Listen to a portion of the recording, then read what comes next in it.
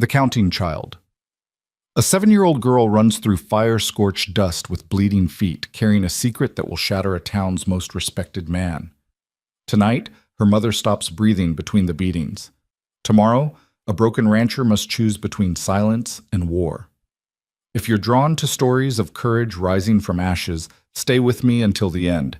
Hit that like button and comment what city you're watching from. I want to see how far Lila's voice can carry. The child's feet left blood prints in the dust. Caleb Hart saw them first as small dark marks leading up his drive, then closer, as smears that caught the late afternoon light like garnet scattered across pale earth. He'd been checking the fence line along his eastern pasture when movement pulled his attention. A flash of calico fabric, a stumbling shape too small to be out here alone, 3 miles from the nearest neighbor. The girl collapsed 10 feet from his porch. Caleb crossed the distance in 4 strides, his shadow falling over her before he knelt. She couldn't have been more than 7, rail-thin with hair the color of winter wheat matted against her skull. Her dress hung torn at the shoulder. Both feet bled from a dozen cuts, and when she looked up at him, her eyes held something he recognized with cold familiarity. Terror that had learned to wait. "Please," she gasped. "Mama can't breathe right. She's—" The words dissolved into coughing that shook her whole frame. Caleb lifted her without asking permission. She weighed less than a feed sack. Inside, he set her on the kitchen bench and pumped water into a basin while she watched him with that terrible stillness children learned when movement brought consequences. "What's your name?" "Lila." Her voice barely reached him. "Lila Rowan." The name triggered recognition. Rowan. Evan Rowan, who owned the grain supply in town, who sat front row at church, who people spoke of with automatic respect. Caleb had seen him maybe twice in 5 years.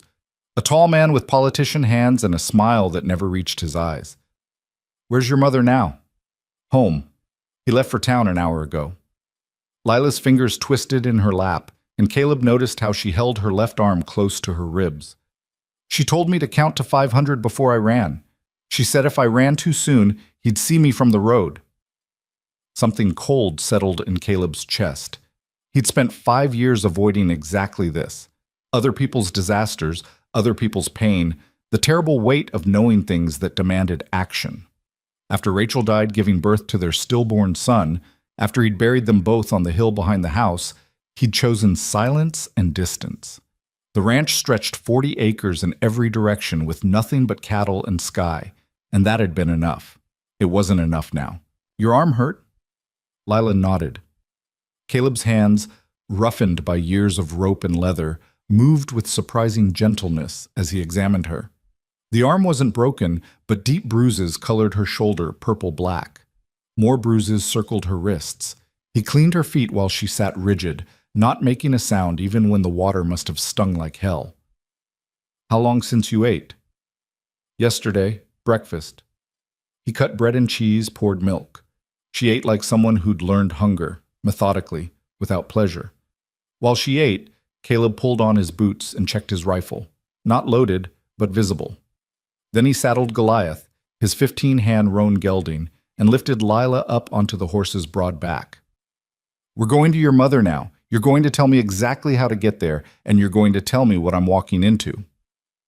The ride took 20 minutes cross-country.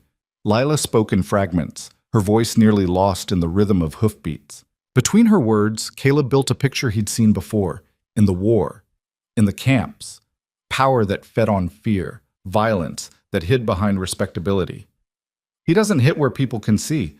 Mama taught me that. Ribs, back, places covered by clothes." Lila's hands gripped Goliath's mane. "She counts too. After. She writes it down in her book. Every time. The date and what he did and how long until she could stand up again." "Where's this book?" "Floorboard under her bed. 3rd one from the window." Caleb filed that information away. Evidence mattered. Truth needed proof, especially when lies wore expensive suits. The Rowan house sat at the end of a tree-lined drive, white-painted with green shutters and a wraparound porch that spoke of prosperity. Flower boxes hung beneath windows. A tire swing moved gently in the breeze. It looked like something from a catalog, the kind of home that promised safety. Caleb knew better than to trust paint and porches. He dismounted and lifted Lila down, but she ran ahead, taking the porch steps in a single leap despite her injured feet. The front door stood unlocked. Inside, the house held that particular silence that comes before or after violence, air that hasn't settled, dust still swirling in late light. "Mama?" Lila's voice cracked. "Mama? I brought help." The response came as a wet, labored breathing from upstairs. Caleb followed Lila up the steps, down a hallway lined with family photographs. Evan Rowan's smile repeated in gilt frames, Lila at various ages always unsmiling, and a woman whose beauty carried the fragility of porcelain under constant threat. The bedroom door stood open. Mara Rowan lay on the floor between the bed and the wall, curled into herself like something broken and discarded. Blood matted her dark hair. Her face had swollen into a mask of purple and red, both eyes nearly shut. She breathed in short, shallow gasps that suggested broken ribs. Maybe worse. Lila dropped beside her mother, small hands hovering, afraid to touch. "Mama, I counted to 500, just like you said." Mara's fingers found her daughter's face with the blind certainty of recognition. Her split lips moved, forcing words through damage. "Good girl, my brave." Coughing cut her off, and blood flecked her chin. Caleb knelt on her other side. "Mrs. Rowan, I'm Caleb Hart. Your daughter came to my ranch. I'm going to move you now, and it's going to hurt." Her eyes, what he could see of them through the swelling, found his. One hand lifted in what might have been protest or permission. When he gathered her up, she made no sound at all, though her body went rigid with pain. She weighed almost nothing, lighter even than Rachel had been, and the comparison hit him like a fist. "Lila, get that book from under the bed." The child moved fast, counting floorboards aloud until she reached the third. It pried up easily, revealing a leather-bound journal wrapped in oilcloth. Lila tucked it inside her dress. Caleb carried Mara down the stairs and outside into the cooling evening. Goliath stood patient while Caleb mounted awkwardly with his burden, then lifted Lila up to sit in front of him. The three of them rode back across the valley as the sun bled out along the western hills, painting everything the color of old wounds. At the ranch, Caleb put Mara in his bed, the only bed, and sent Lila to pump water. He'd served as a field medic during the war, stitching men who screamed and men who'd gone silent, learning to read damage by touch and sight. Mara's ribs were broken, at least 3. Her left cheekbone probably cracked. Internal bleeding was possible. She needed a doctor. She needed a lot of things. But first she needed to survive the night. He cleaned her face and hands, wrapped her ribs as tightly as he dared, and got laudanum down her throat mixed with water. While she drifted into uneasy unconsciousness, Lila sat in the corner of the room, watching with eyes too old for her face. "Is Mama going to die?" Caleb measured his words. "Not if I can help it. Papa will come looking.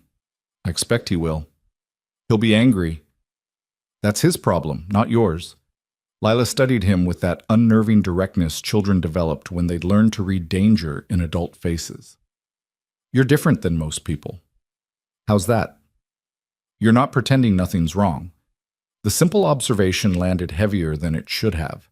Caleb stood and moved to the window, watching darkness settle over land he knew in his bones. 5 years he'd lived here, speaking to almost no one, buying supplies once a month in town, attending no socials or church services, building a life that asked nothing of anyone and offered nothing in return. That was over now. Behind him, Lila's voice came again, smaller.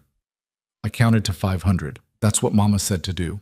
Count to 500, then run to the big ranch east of the hills. Find the man who lives alone, tell him what's happening. She made me practice the counting every day." "You did exactly right. Sometimes I count other things. When Papa's hurting Mama, I count how many times she breathes between. That's how I know when it's really bad. Tonight it was 7 breaths between. Sometimes it's 3 or 4, but tonight was 7. Caleb closed his eyes. The worst parts of war weren't the battles. They were the things children remembered, the numbers they counted, the systems they built to survive what should never have touched them. "You don't have to count anymore," he said. Lila didn't answer. The next 3 days passed in careful stillness. Caleb tended Mara's wounds while she drifted in and out of consciousness, her body fighting damage and laudanum in equal measure. When she was awake, she didn't speak, just watched him with dark eyes that held questions she didn't ask. Lila helped where she could, pumping water, feeding the chickens, sitting vigil beside her mother in the hours before dawn when fever made Mara restless. The child moved through the house like a ghost, making herself small, useful, invisible. It took Caleb until the second day to realize she was doing exactly what she'd been taught. Take up no space, cause no trouble, give no reason for anger. "Lila," he said on the third morning, finding her washing dishes she'd already washed twice. "You live here now. You don't have to earn that." She looked at him with confusion. "Everything gets earned." "Not safety. Safety's not something you earn or lose. It just is." But even as he said it, Caleb knew he was lying. He'd lost his safety when Rachel died. These two had never had it at all. And now Evan Rowan would come, because men like that always did. He came on the fourth day. Caleb heard the horse before he saw it, a single rider approaching fast from the north road. He stepped onto the porch with his rifle, not aimed but ready, and watched Evan Rowan rein in his black gelding at the fence line. Even from a distance, Rowan cut an impressive figure. Tall, broad-shouldered, dressed in a suit that cost more than most men made in a year. His face held the kind of handsome that people trusted automatically. Strong jaw, clear eyes, features that suggested competence and control. "Mr. Hart," Rowan's voice carried easy authority. "I believe you have my wife and daughter. I have two people who came to me injured and afraid. Whether they're yours seems like a question better left to them." Rowan dismounted with practiced grace and approached the fence. He didn't cross it, which showed either respect for property or calculation about positioning. Caleb figured the latter. "There's been a misunderstanding," Rowan said. "My wife is unwell. She has spells, delusions. Sometimes she hurts herself and doesn't remember. It's a sickness, Mr. Hart. A terrible burden for our family." The lie came wrapped in concern so perfect it almost sounded true. Caleb had heard similar stories during the war, officers explaining away brutality as discipline, necessary correction, misunderstanding. The words changed, but the melody stayed the same. "That's so?" "It is. And my daughter, young as she is, sometimes believes her mother's delusions. It breaks my heart." Rowan's hand pressed against his chest in a gesture of pained sincerity. "I've consulted doctors, tried every treatment, but Mara refuses help. She runs, and I have to bring her back before she harms herself further. She's got 3 broken ribs and a cracked cheekbone. That's impressive self-harm." Something flickered behind Rowan's eyes, a coldness that vanished almost before it appeared. "You see? This is exactly the kind of detail that sounds convincing when Mara tells it. She's quite good at gaining sympathy. It's part of the illness. She hasn't told me anything. She's barely conscious." "Then perhaps you're operating on limited information." Rowan's tone shifted, became more pointed. "Mr. Hart, you're new to this area, relatively speaking. You don't know our family, our history. I'm asking you, man to man, to let me take my wife and daughter home where they belong." "No." The refusal hung in the air between them. Rowan's jaw tightened. "I could get the sheriff." "You could try. But I'd have questions about why your wife ran barefoot across 3 miles of rough country with a child who had to count to 500 before she felt safe to move. I'd want to know about the journal she keeps, documenting dates and injuries. I'd want to know why a 7-year-old can describe in detail which ribs hurt her mother most and how long it takes for different kinds of bruises to fade." Rowan went very still. "You have no right to keep my family from me. They're not things to be kept. They're people who made a choice." Mara's confused. She doesn't know what she's doing. She knew enough to teach her daughter an escape plan. For a long moment, neither man moved. Caleb watched Rowan's face cycle through calculations. Legal options, social pressure, violence. The violence option seemed to win. Rowan's hand drifted toward the pistol at his belt. "I wouldn't," Caleb said quietly. "I've killed men for less than what you've done, and I'd sleep fine after." The threat carried enough truth that Rowan's hand stopped. He stood at the fence, a man used to getting his way, discovering the limits of his power, and Caleb saw the exact moment when Rowan shifted from negotiation to war. "This isn't over," Rowan said. No, it's not. Rowan mounted his horse with theatrical precision and turned back toward town. Caleb watched until the dust settled, then went inside to find Lila standing at the window, her small hands pressed against the glass. He'll tell everyone you stole us, she said. Probably. People believe him. They always believe him. Maybe, but believing gets harder when the lies get bigger. Lila turned to face him. What if the lies win? Caleb thought about Rachel, about the war, about every time he'd seen truth lose to power and comfort to courage. Then we make the truth louder. By evening, word had spread through town like fever. Caleb knew because neighbors he'd never met started appearing at his gate. Not to help, but to stare, to judge, to carry stories back to wherever stories got told. Mrs. Henderson from the general store, the Pritchard brothers who owned the lumber mill, even Pastor Wells, whose church Caleb hadn't attended in 5 years. They didn't cross the fence. They just looked, whispered, and left. Inside, Mara woke properly for the first time. Caleb heard her voice, thin but clear, calling for Lila. He found them in the bedroom, mother and daughter pressed together carefully, Mara's battered face against her child's hair. Thank you, Mara said when she noticed Caleb in the doorway. Her words came slurred from her split lip. You didn't have to do this. Yes, I did. Evan will destroy you. He can try. Mara's laugh turned into a cough that made her gasp and clutch her ribs. When she recovered, she looked at him with clear eyes despite the swelling. You don't understand. He owns this town. The businesses, the debts, the favors. He's been building his kingdom for 15 years, and everyone owes him something. What about you? What do you owe him? Everything, according to him. My life, my daughter's life, my silence. She touched Lila's face gently. He married me because I was young and quiet, and he thought I'd be grateful.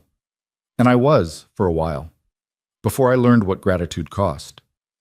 The journal, Caleb said. Can I see it? Lila retrieved the leather-bound book from where she'd hidden it under the kitchen sideboard. Caleb carried it to the porch where the last light still held and opened it to the first page. March 14th, 1873. Struck me across the face for burning dinner, left bruise on right cheek, told neighbors I fell. The entries continued in Mara's precise handwriting, page after page, 3 years of documented brutality. Dates, descriptions, injuries, a catalog of violence so methodical it read like a ledger. June 2nd, 1873. Kicked my ribs when I questioned household expenses. Couldn't breathe properly for 2 weeks.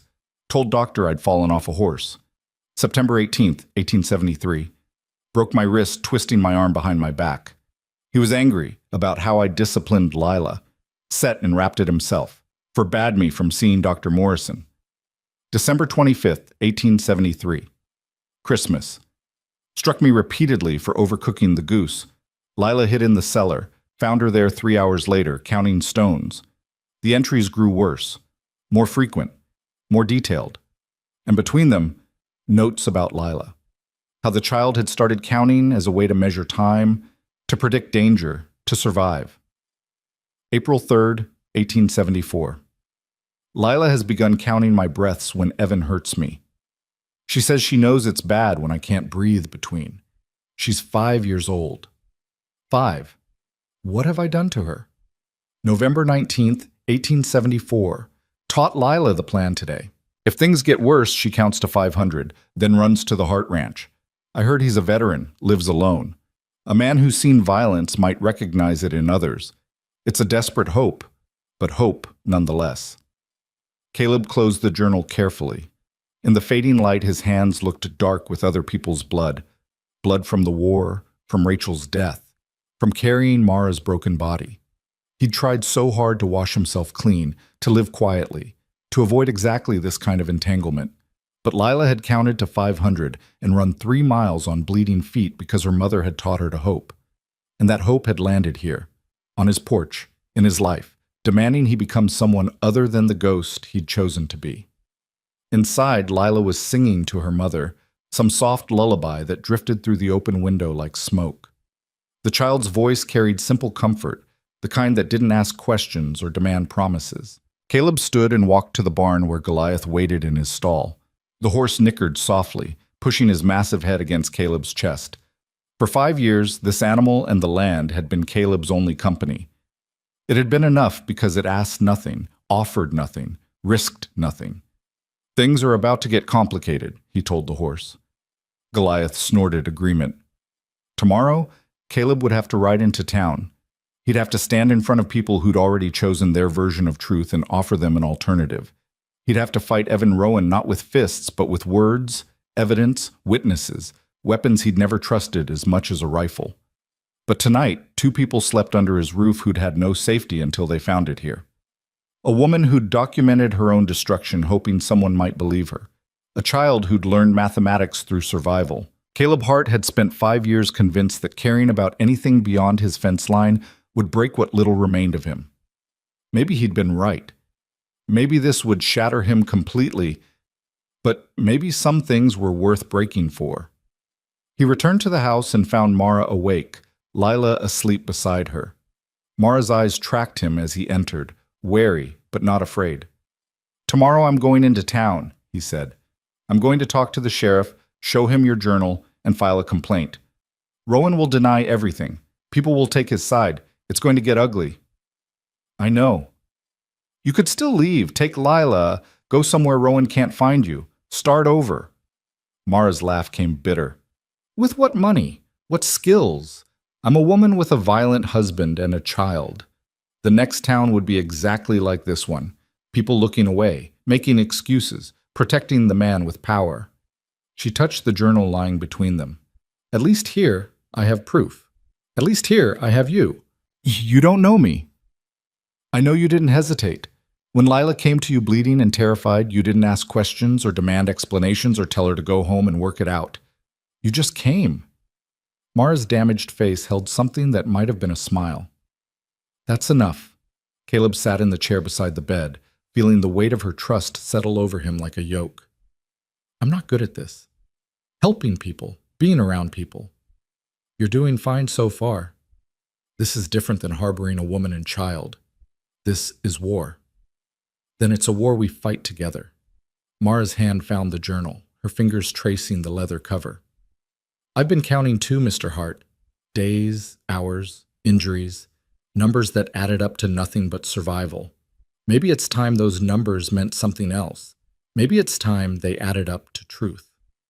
Outside, the wind picked up, carrying the smell of dust and sage and the promise of storms building west. Caleb listened to Lila's breathing, even and steady, the sound of a child sleeping without counting. For now, this house held peace. Tomorrow would bring whatever it brought. But tonight, the child wasn't counting, and that seemed like enough to fight for. Dawn came cold and clear, the kind of morning that made promises the day wouldn't keep. Caleb rose before light touched the eastern hills, moving through the familiar rhythms of ranch work, feeding stock, checking water troughs, mending fence that didn't need mending. His hands knew the motions well enough that his mind could wander, and it wandered to the town he'd have to face in a few hours. Inside, he found Mara awake and sitting upright despite the pain it clearly cost her. She'd washed her face somehow, though the bruises had darkened overnight into shades of purple and green that made her features almost unrecognizable. Lila sat beside her mother, braiding and unbraiding a length of old rope. "You don't have to do this," Mara said when Caleb entered. Her voice still carried that slurred quality from her split lip. "I can take Lila and disappear, save you the trouble." "Where would you go?" She didn't answer, which was answer enough. Caleb poured coffee and set the pot on the table between them. "I'm riding to town in an hour, taking your journal to Sheriff Morrison. He's old school, been in office since before the war. If anyone might listen, it's him." Morrison plays cards with Evan every Thursday night. Mara's fingers traced the rim of her coffee cup. They're not friends exactly, but they're not strangers either. That changes when evidence gets involved. "Does it?" Mara met his eyes. "Mr. Hart, I appreciate what you're trying to do, but you're underestimating how thoroughly Evan owns this town. It's not just money or influence. It's deeper than that. He knows things about people, their debts, their secrets, their shame. He collects leverage the way other men collect stamps." Lila looked up from her rope. Papa says knowledge is power, but the right kind of knowledge is a weapon. The casual way the child quoted her father's philosophy landed heavy in the quiet kitchen. Caleb thought about the journal, about 3 years of documented violence, and wondered if evidence mattered when lies had deeper roots. Maybe, he said. But silence is a weapon too, and we're done being silent. He saddled Goliath and secured the journal in his saddlebag wrapped in oilcloth against dust and weather. Before mounting, he looked back at the house where Mara stood in the doorway, one arm wrapped around her ribs, the other around Lila's shoulders. "Lock the doors," he called.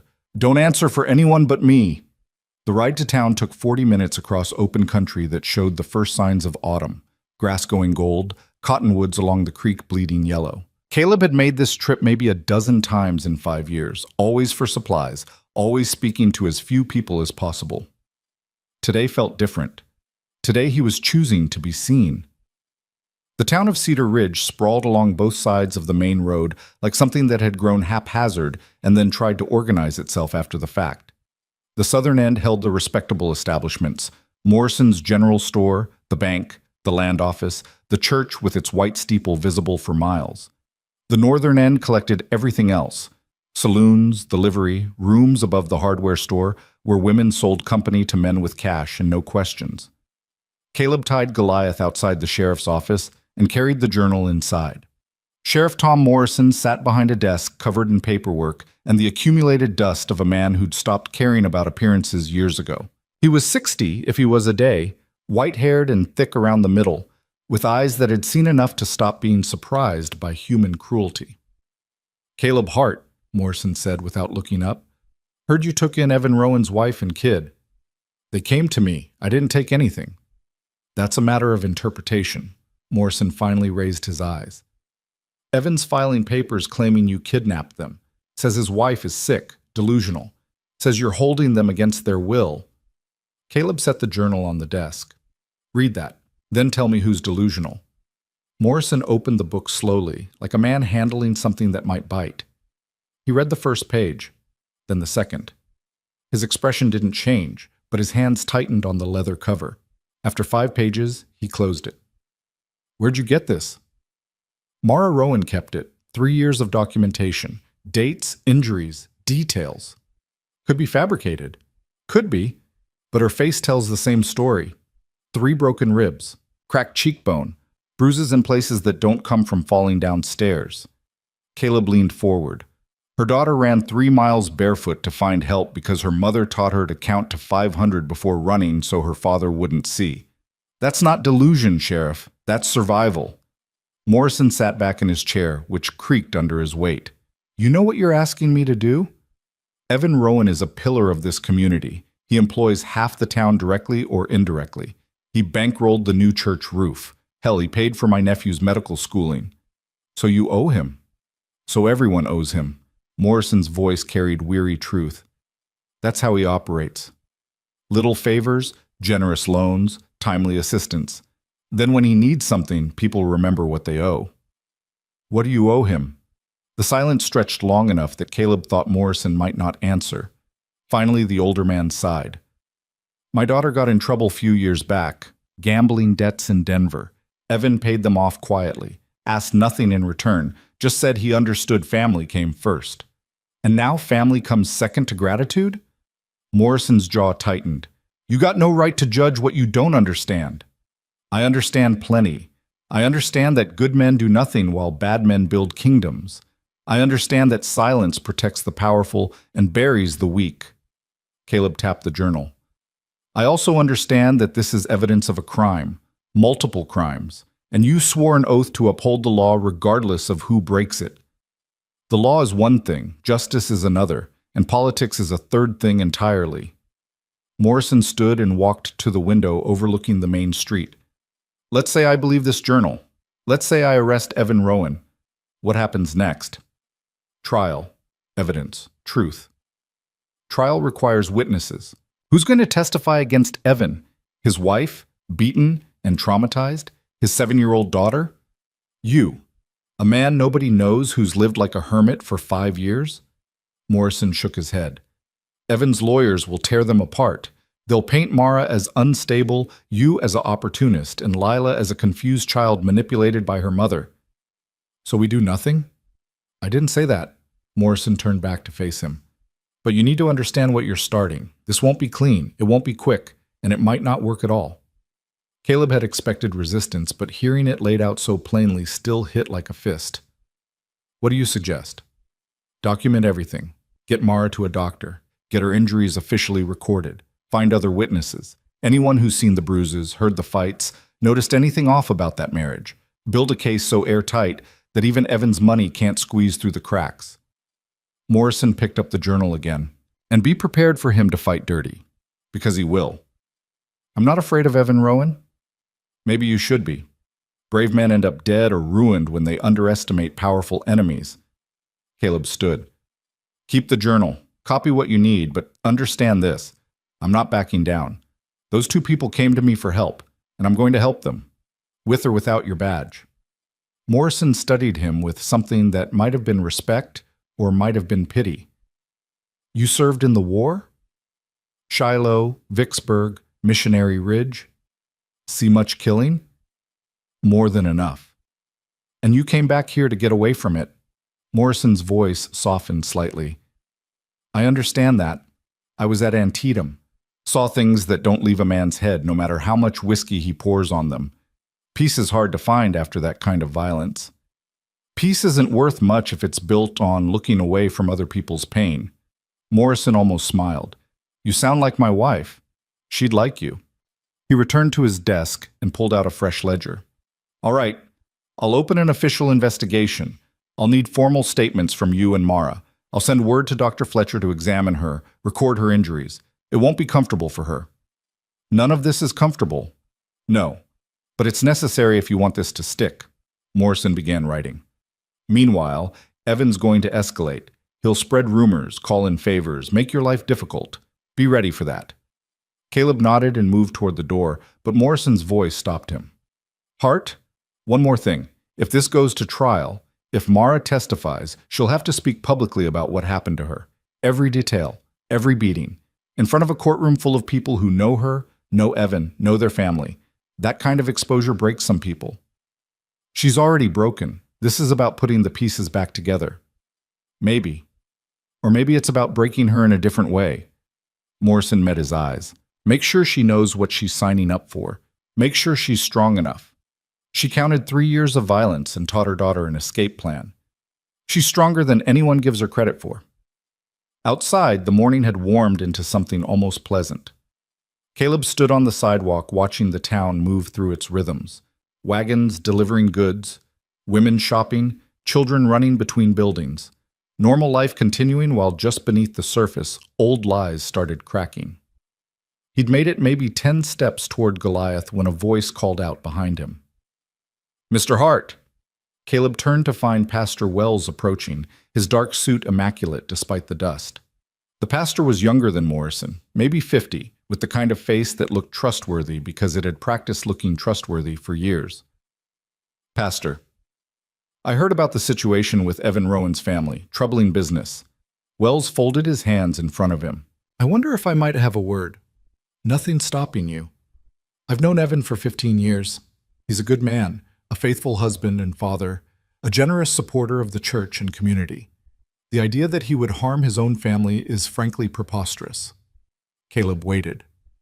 Wells seemed to expect a response, but Caleb had learned in the war that silence often revealed more than questions. I understand you're new to Cedar Ridge, relatively speaking, Wells continued. You don't know these people, their history, their character. Mara is a troubled woman.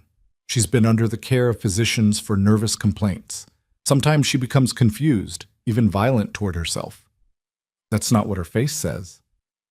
Appearances can be deceiving. I've counseled many families through difficult situations. Domestic troubles are best resolved privately, with prayer and patience, not through public accusations that destroy reputations. Domestic troubles. Caleb let the words hang between them. That's what we're calling broken ribs and a child who counts her mother's breaths to measure pain? Wells's expression tightened. I'm trying to help you, Mr. Hart. You're involving yourself in matters you don't understand. Evan is an important man. Making an enemy of him would be unwise. I'm not trying to make an enemy, I'm trying to tell the truth. Truth is subjective in matters of marriage. What happens between a husband and wife in their own home is private, sacred even. The church teaches that women should submit to their husbands, that men are the head of the household. Perhaps Mara simply needs reminding of her proper place. The words landed like a slap, and Caleb felt something cold settle in his chest, the same cold that had come before violence during the war, when talking stopped working and other solutions became necessary. Pastor, I'm going to give you the benefit of doubt and assume you're ignorant rather than complicit. But let me be clear, if you think beating a woman unconscious is teaching her her place, then your church and my conscience have nothing to say to each other. Wells's face flushed. You blaspheme. The good book clearly states, I don't care what your book says if you're using it to justify cruelty. Mara Rowan came to me with her daughter, both of them broken and terrified. That's not marriage. That's slavery. You have no right to judge. I have every right. And so do you, if you'd use it for something other than protecting powerful men who hide behind Scripture. Caleb turned away, but Wells grabbed his arm.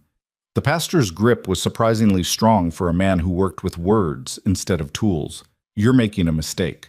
Evan will ruin you. This town will turn against you. And for what? A woman who's probably lying and a child too young to understand what she's saying? Caleb looked down at Wells's hand on his arm, then back up at the pastor's face. Let go. Something in his voice must have carried enough threat because Wells released him immediately, stepping back. Caleb continued to Goliath, mounted, and rode north without looking back. But he felt the pastor's eyes following him all the way out of town. The ride home gave him time to think about what Morrison and Wells had said. They were right about one thing. This would get worse before it got better. Evan Rowan had spent years building his power, and power didn't surrender easily. It fought. It clawed. It destroyed whatever threatened it. Caleb had chosen this fight anyway. At the ranch, he found Mara in the kitchen garden pulling weeds despite her injuries.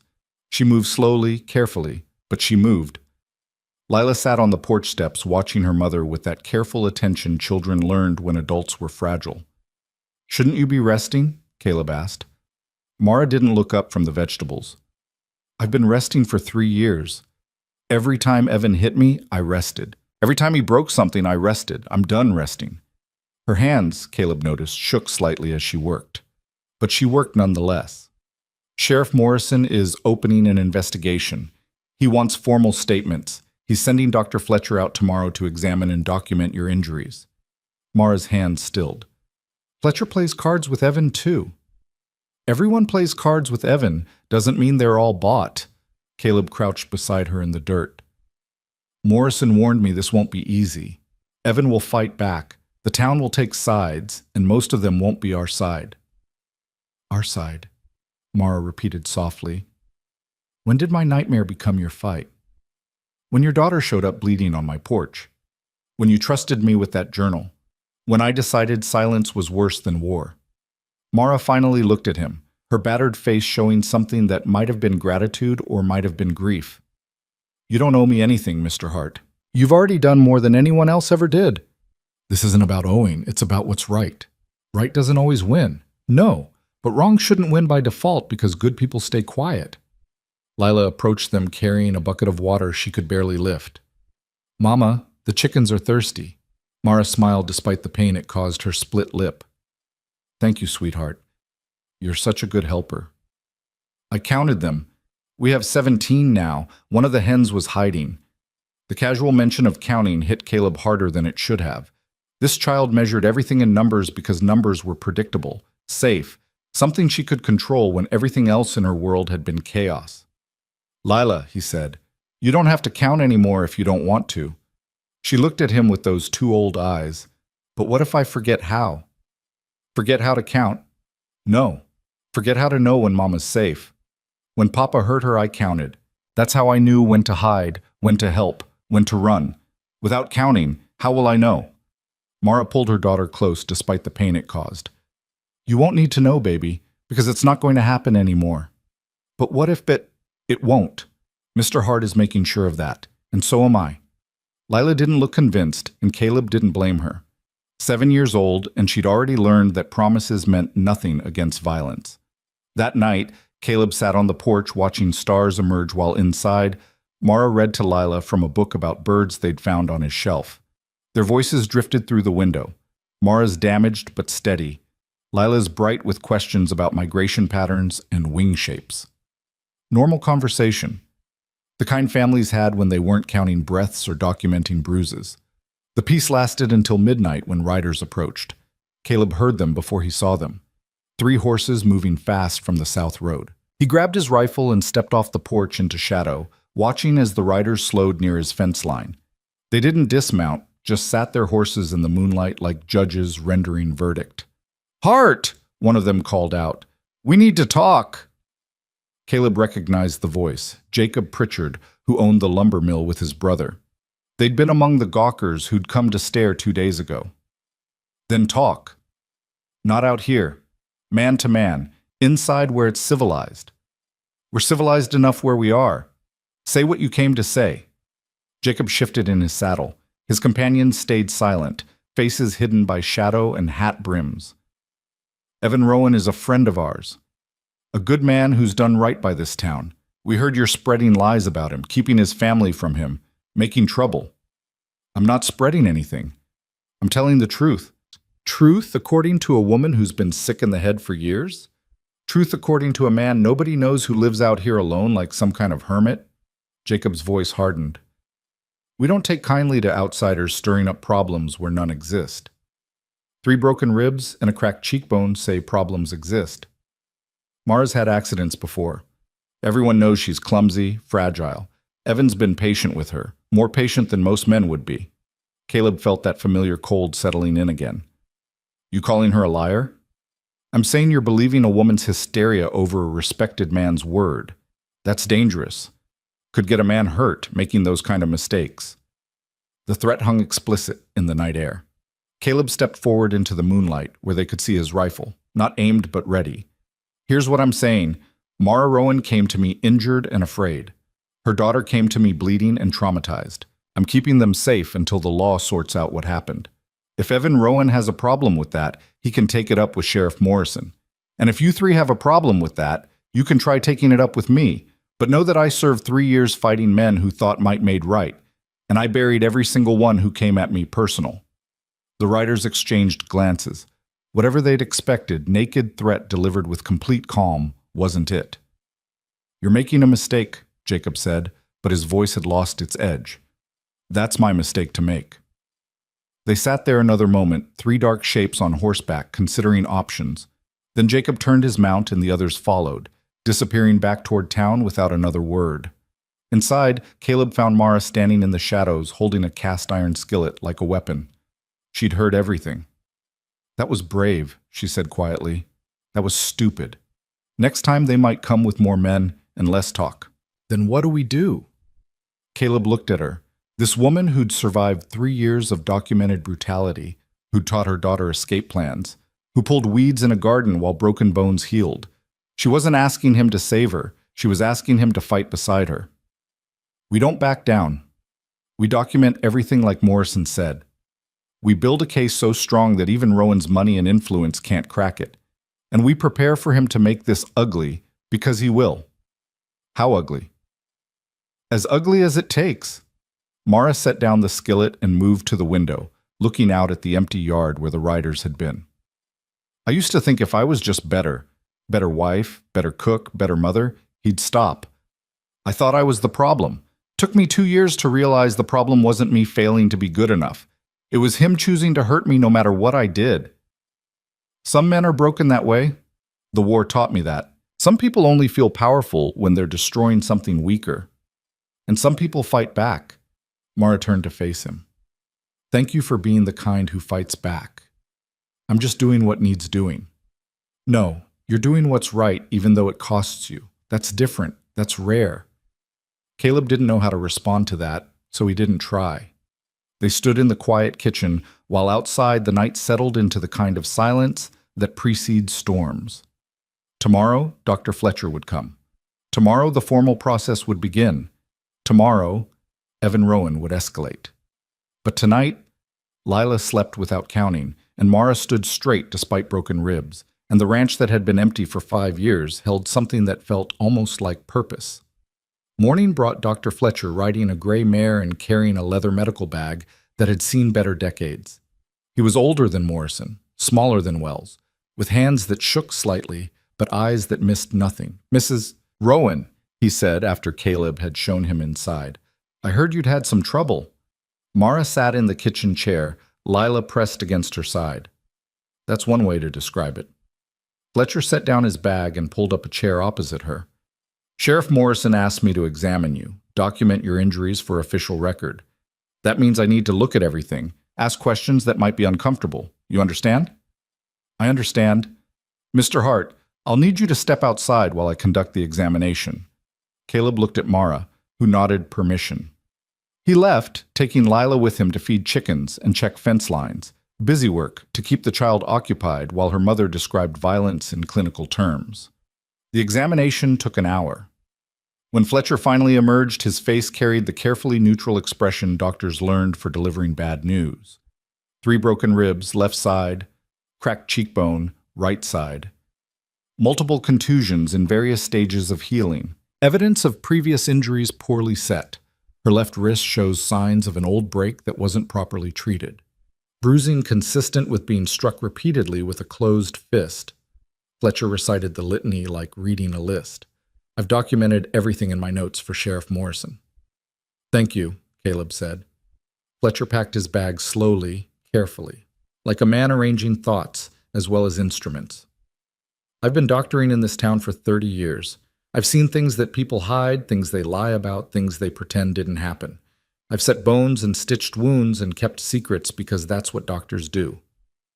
But there's a difference between privacy and complicity, between discretion and cowardice. Fletcher met Caleb's eyes. "I've known Evan Rowan for 15 years. He's charming, generous, connected. He's also brought his wife to me 4 times for injuries he claimed were accidents, falls, clumsiness, her own delicate constitution. I believed him because believing him was easier than asking hard questions. And now?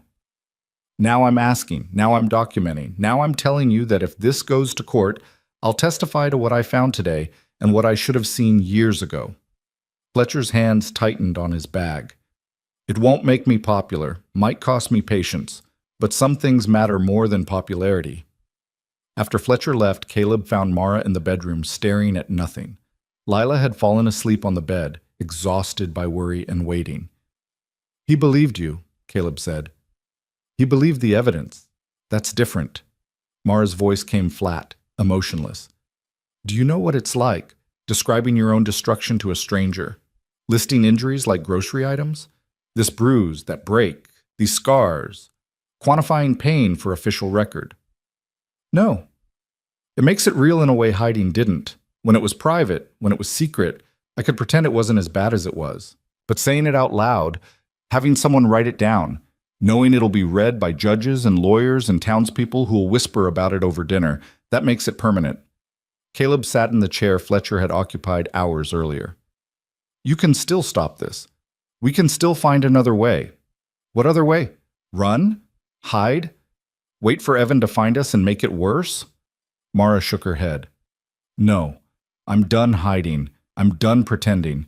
If this is permanent, then let it be permanent truth instead of permanent silence." "It's going to hurt. It already hurts. At least this hurt has purpose." That afternoon, word came via a rider Caleb didn't recognize, a summons to appear before Judge Harrison in 3 days for a hearing regarding custody of Lila Rowan and the disposition of Mara Rowan. Evan Rowan had filed formal complaints. The legal war had begun. Caleb rode back to town to find Morrison, who looked older and more tired than he had 2 days ago. "Harrison's tough but fair," Morrison said. "He won't be swayed by Evan's money alone. But he'll want to see real evidence, hear credible testimony. This hearing will determine if Mara keeps custody of Lila or if Evan gets them back." "Based on what we've shown you, how can that even be a question?" "Because family law favors fathers. Because Evan will have expensive lawyers arguing Mara is unstable. Because even with Fletcher's testimony and that journal, it comes down to who the judge believes." Morrison spread his hands helplessly. "I'm telling you what we're up against. It's not enough to be right. We have to prove it beyond what any reasonable person could deny. Then we find more evidence, more witnesses. From where? Who in this town will stand up against Evan Rowan? The question hung between them like smoke. Caleb thought about the Midnight Riders, about Pastor Wells' warnings, about how thoroughly Evan had woven himself into the town's fabric. Power wasn't just money or violence.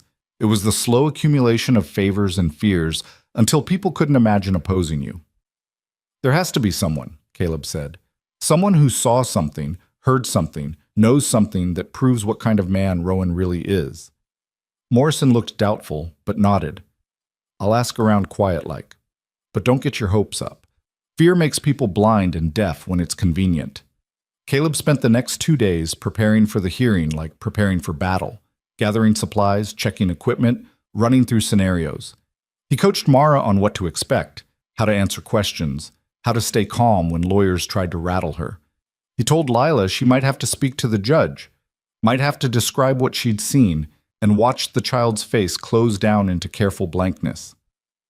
On the third day, they rode to town in Caleb's wagon, him driving, Mara beside him, Lila between them. The child counted fence posts the whole way, her lips moving silently with numbers that gave her something solid to hold on to. The courthouse occupied a 2-story brick building at the south end of town, imposing enough to remind people that law mattered even on the frontier. Inside, the hearing room smelled of old wood and older paper, decades of disputes settled and recorded. Evan Rowan sat at the plaintiff's table with 2 lawyers in expensive suits, looking every inch the wronged husband. When Mara entered, his face arranged itself into concern so practiced it looked genuine. "Mara," he called out, "thank goodness you're all right. I've been so worried." She didn't respond, didn't even look at him. Caleb felt her trembling beside him, but her face stayed composed, distant. Lila pressed against her mother's other side, small and silent. Judge Harrison entered. A lean man in his 60s with iron-gray hair and eyes that had seen through too many lies to be impressed by new ones. He took his seat, arranged papers, and looked up at the room with the expression of someone about to waste time he didn't have. "We're here regarding custody of the minor child, Lila Rowan, and the disposition of Mara Rowan, who's claimed by her husband, Evan Rowan, to be held against her will by Mr. Caleb Hart. Mr. Rowan's counsel, you may present your case." The lead lawyer, a man named Coleman, who'd apparently come from Denver specifically for this, stood and began his performance. Mara was troubled, prone to delusions, possibly dangerous to herself and her daughter. Evan had been patient, loving, devoted, despite his wife's illness. Mr. Hart had taken advantage of a sick woman's confusion to insert himself into family matters. There was no evidence of abuse, only evidence of a concerned husband trying to get help for his ailing wife. Coleman spoke for 20 minutes, painting a picture of devoted father, struggling mother, an interfering stranger that almost sounded plausible if you ignored the bruises still visible on Mara's face. When he finished, Judge Harrison turned to Morrison. "Sheriff, you're representing the defense?" "In a manner of speaking, Your Honor. I've conducted an investigation into Mrs. Rowan's claims of abuse. I'd like to present evidence." Morrison submitted the journal first, describing its contents in clinical detail, then Fletcher's medical report, then his own documentation of Mara's injuries when she first arrived at Caleb's ranch. The evidence piled up, undeniable in its specificity. Coleman objected repeatedly. The journal could be fabricated, the injuries could be self-inflicted, medical opinions were just opinions. He made it sound like everything was questionable, nothing certain. Judge Harrison read through the journal carefully, his expression giving nothing away. When he finished, he looked at Mara. "Mrs. Rowan, did you write this?" "Yes, Your Honor." "Every entry?" "Every one. 3 years of entries. Sometimes I'd write them while bleeding. Sometimes I'd wait until he left for work. But I wrote them all." "Why?" Mara's hands twisted in her lap. "Because I knew no one would believe me without proof. Because Evan is respected, connected, powerful. Because I needed something more than my word against his if I ever found the courage to leave." "And have you fabricated any of these entries?" "No, Your Honor. I wish I had. I wish these were lies, but every word is true." Coleman stood. "Your Honor, my client's wife is clearly ill. These delusions, Sit down, Mr. Coleman. I'm not finished. Harrison's voice carried steel beneath the courtesy. He turned to Lila. Young lady, I need to ask you some questions. Can you do that? Lila looked at her mother, who nodded permission. The child's voice came small but clear. Yes, sir. Yes. What's your name? Lila Marie Rowan. How old are you, Lila? 7. I'll be 8 in November. And where do you live? I lived with Mama and Papa. Now I live with Mama and Mr. Hart. Why did you leave your papa's house? Lila's hands clenched in her lap, mirroring her mother's gesture. Because Mama got hurt real bad. She couldn't breathe right. I counted to 500 like she taught me, then I ran to Mr. Hart's ranch to get help. Who hurt your Mama? Papa did. He hurts her a lot. That's why Mama taught me to count. Coleman stood again. Your Honor, the child is clearly coached. Mr. Coleman, if you interrupt one more time, I'll hold you in contempt. Harrison returned his attention to Lila. How do you know it was your papa who hurt your mama? Because I see him do it. When he gets angry, he hits her, sometimes with his fists. Sometimes he throws her into things. One time he broke her wrist and fixed it himself so she couldn't go to the doctor. Lila recited this with the same flat tone she used for counting, facts without emotion. I count when it happens. That's how I know when it's really bad. What do you count? Mama's breaths. When she can't breathe good between the hurting, that's when I know it's bad. That night before I ran, she breathed 7 times between. That's really bad. Usually it's 3 or 4, but 7 means she might die. The courtroom had gone absolutely silent. Even Coleman seemed at a loss for objections. Harrison leaned forward. Lila, do you want to go back to living with your papa? No, sir. Why not? Because he'll hurt Mama again. And maybe he'll hurt me too. He said if I ever told anyone, he'd make sure I regretted it. Lila's voice dropped to a whisper. I don't want to regret telling the truth. Harrison sat back, his face carved from stone. He looked at Evan, who'd maintained his mask of concerned husband throughout. Mr. Rowan, do you wish to testify? Evan stood with practiced grace. Your Honor, I love my wife and daughter. Mara's illness has been a burden our family has borne privately. I've sought treatment, consulted physicians, tried everything I could think of to help her. As for Lila's testimony, his voice broke convincingly. It breaks my heart that my daughter has been taught to fear me, to believe these lies her mother tells. You deny striking your wife? Absolutely. I've never raised a hand to Mara except to steady her when she's having one of her episodes. I've devoted years to her care, her treatment, her well-being. And this is how I'm repaid. With accusations, with slander, with my own child turned against me. The performance was masterful. Caleb watched several people in the courtroom nodding along, wanting to believe this version because it was easier than believing the alternative. Harrison studied Evan for a long moment. The problem with your story, Mr. Rowan, is the evidence. Dr. Fletcher has documented injuries consistent with repeated assault. This journal contains 3 years of detailed entries. Your daughter describes acts of violence with specificity no 7-year-old should possess. So either there's a vast conspiracy against you involving your wife, your daughter, a respected physician, and the county sheriff, or you're lying. Evan's mask slipped for just a second, revealing something cold and mean beneath the charm. Then he recovered. Your Honor, I can only tell you the truth as I know it. If others choose to believe lies, that's beyond my control. Indeed. Harrison shuffled papers. I'm going to take a brief recess to review this evidence and render my decision. Court will reconvene in 30 minutes. Those 30 minutes stretched like hours. Caleb stood with Mara and Lila in the hallway while townspeople whispered and stared. Some faces showed sympathy.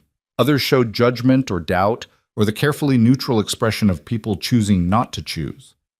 When they reconvened, Harrison's face remained unreadable.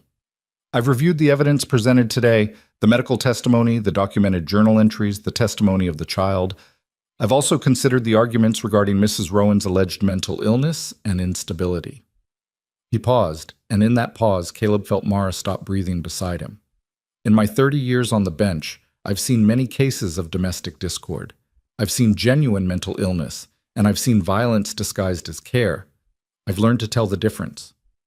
Harrison looked directly at Evan. Mr. Rowan, based on the evidence presented, I find your claims of your wife's delusion to be entirely fabricated. The injuries documented by Dr. Fletcher, the detailed record kept by Mrs. Rowan, and the testimony of your daughter all point to a pattern of sustained domestic violence. Evan's lawyers erupted in objections, but Harrison silenced them with a look. Therefore, I'm ruling as follows. Custody of Lila Rowan is granted to her mother, Mara Rowan. Mr. Rowan, you are prohibited from contact with your wife or daughter pending a full criminal investigation into allegations of assault. Mrs. Rowan is granted protection under territorial law, and any attempt to approach or threaten her will result in immediate arrest.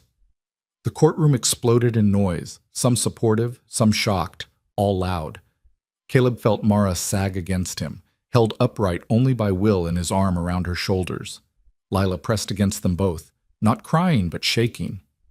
Evan stood slowly, his face transformed into something barely human. When he looked at Mara, his eyes promised violence that his mouth couldn't voice. This isn't over, he said quietly, but the words carried. No, Harrison agreed. It's not.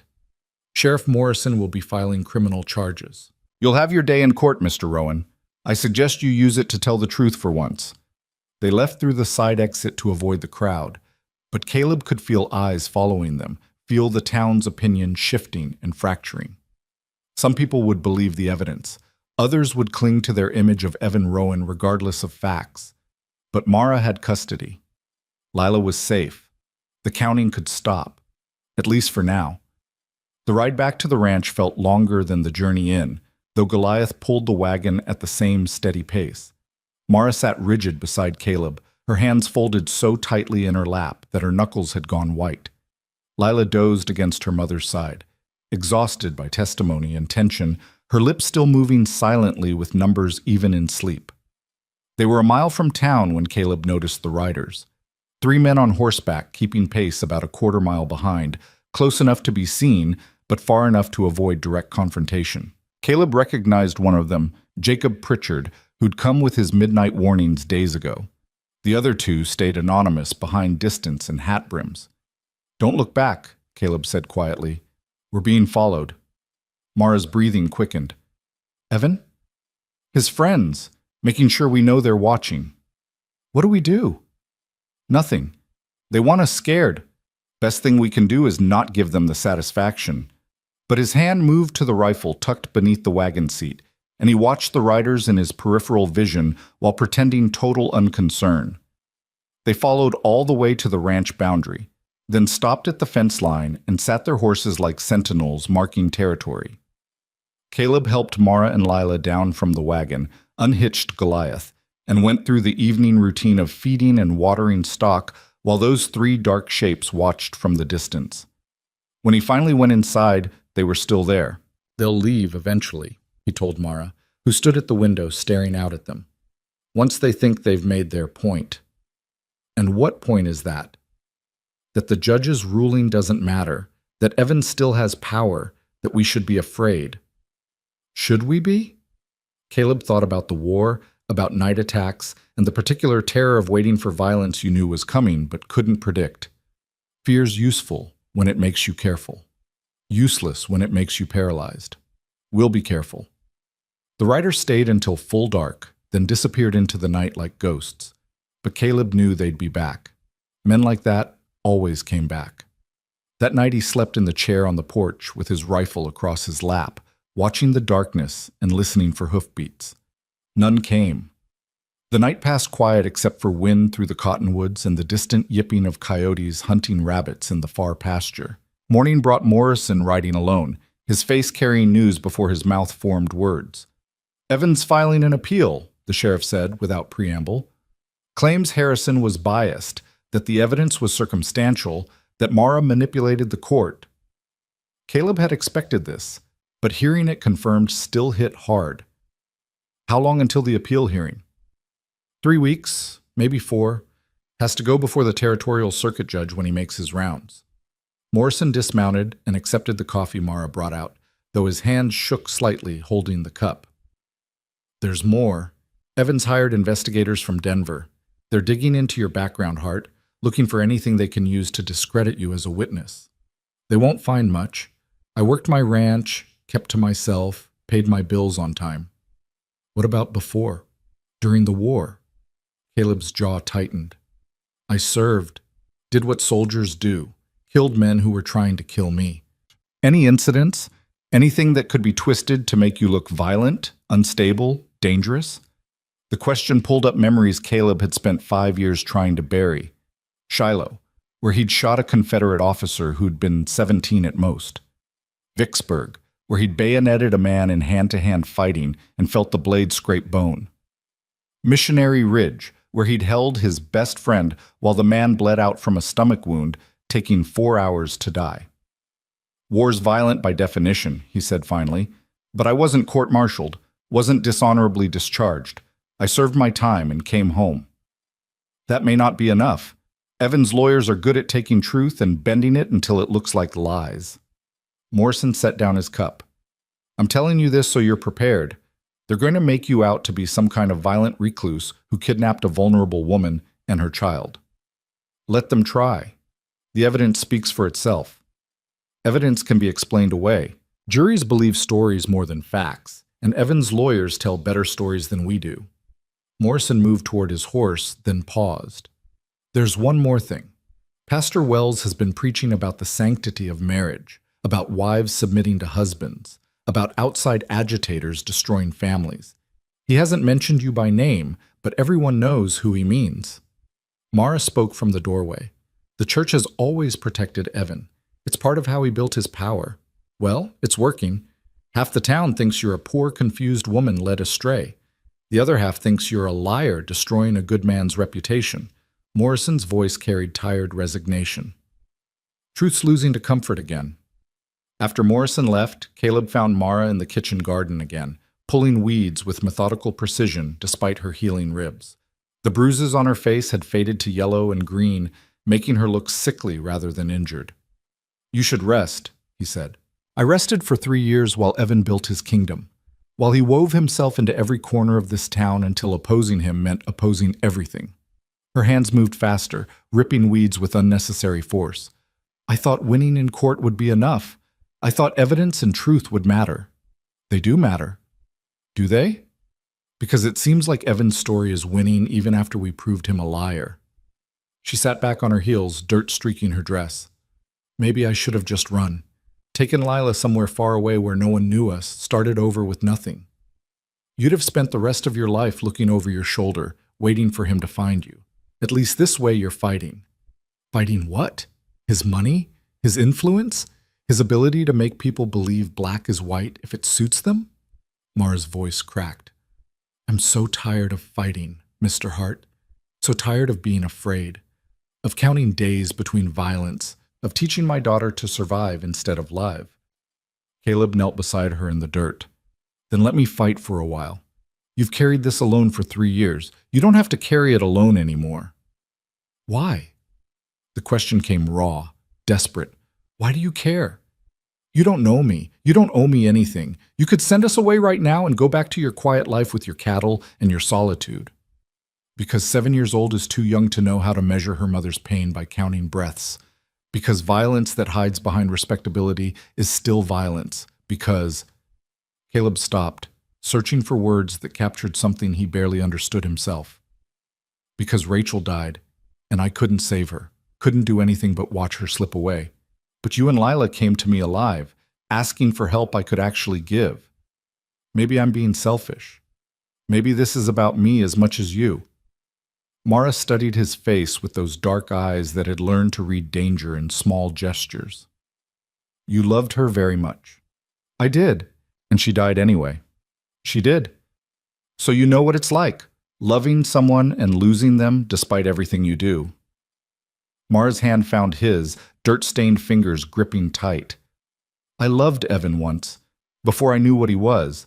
Before the first time he hit me and then cried and apologized and promised it would never happen again.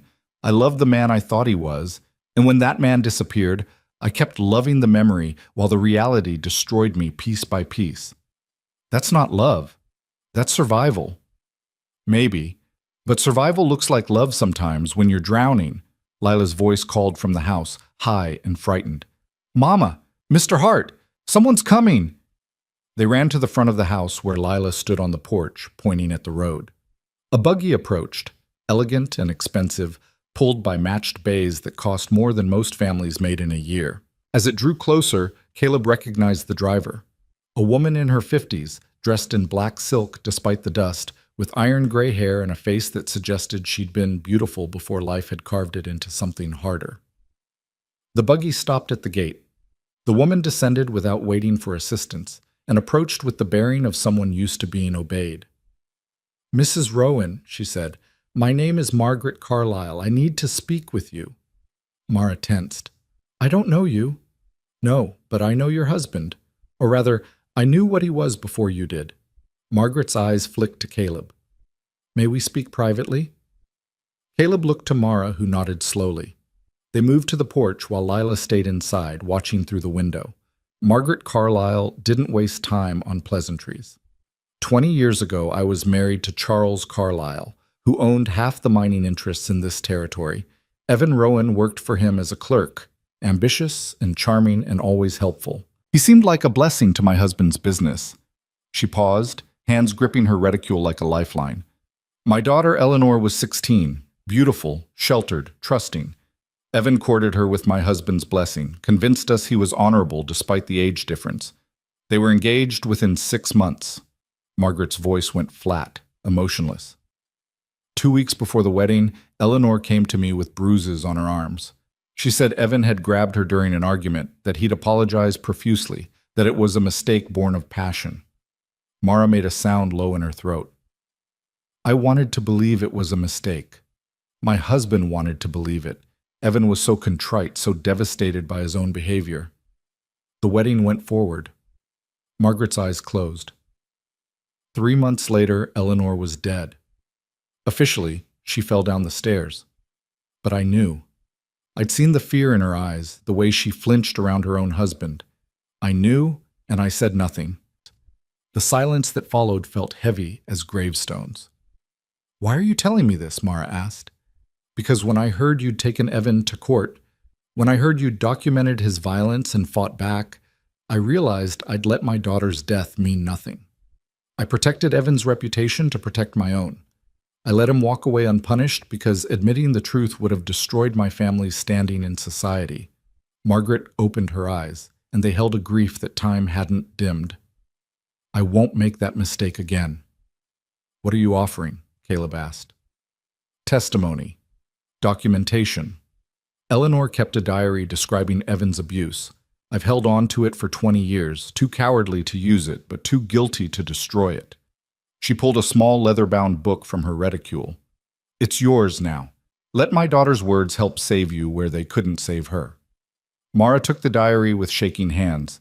"Mrs. Carlyle, Don't thank me. This doesn't absolve me of letting Eleanor die unavenged, but perhaps it prevents him from destroying another family." Margaret turned toward her buggy, then looked back. "Evan will fight this with everything he has. He'll lie, manipulate, threaten. He's had 20 years to perfect his methods, but you have something Eleanor didn't." "What's that?" "You have people who believe you. Use them. Fight him with everything you've got. Make sure my daughter didn't die for nothing." She left in a swirl of black silk and dust, her buggy disappearing toward town while Mara stood holding 2 journals, her own and Eleanor Carlyle's, 2 women separated by 20 years and united by one man's violence. That night, Mara read Eleanor's diary aloud while Lila slept and Caleb listened from his chair by the fire. The entries could have been Mara's own, the same progression from hope to fear, from love to survival, from believing promises to counting injuries. When Mara finished, her voice had gone hoarse.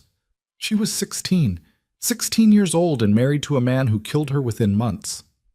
"And he walked away clean," Caleb said. "Built his reputation, made his fortune, and did it all again with you. How many others do you think? Between Eleanor and me, how many women did he hurt?" The question hung unanswered because some questions had no good answers. Caleb stood and moved to the window, watching darkness settle over land that had seemed safe until violence had found it again. "Tomorrow I'm riding to the territorial capital," he said. Morrison mentioned the circuit judge handles appeals.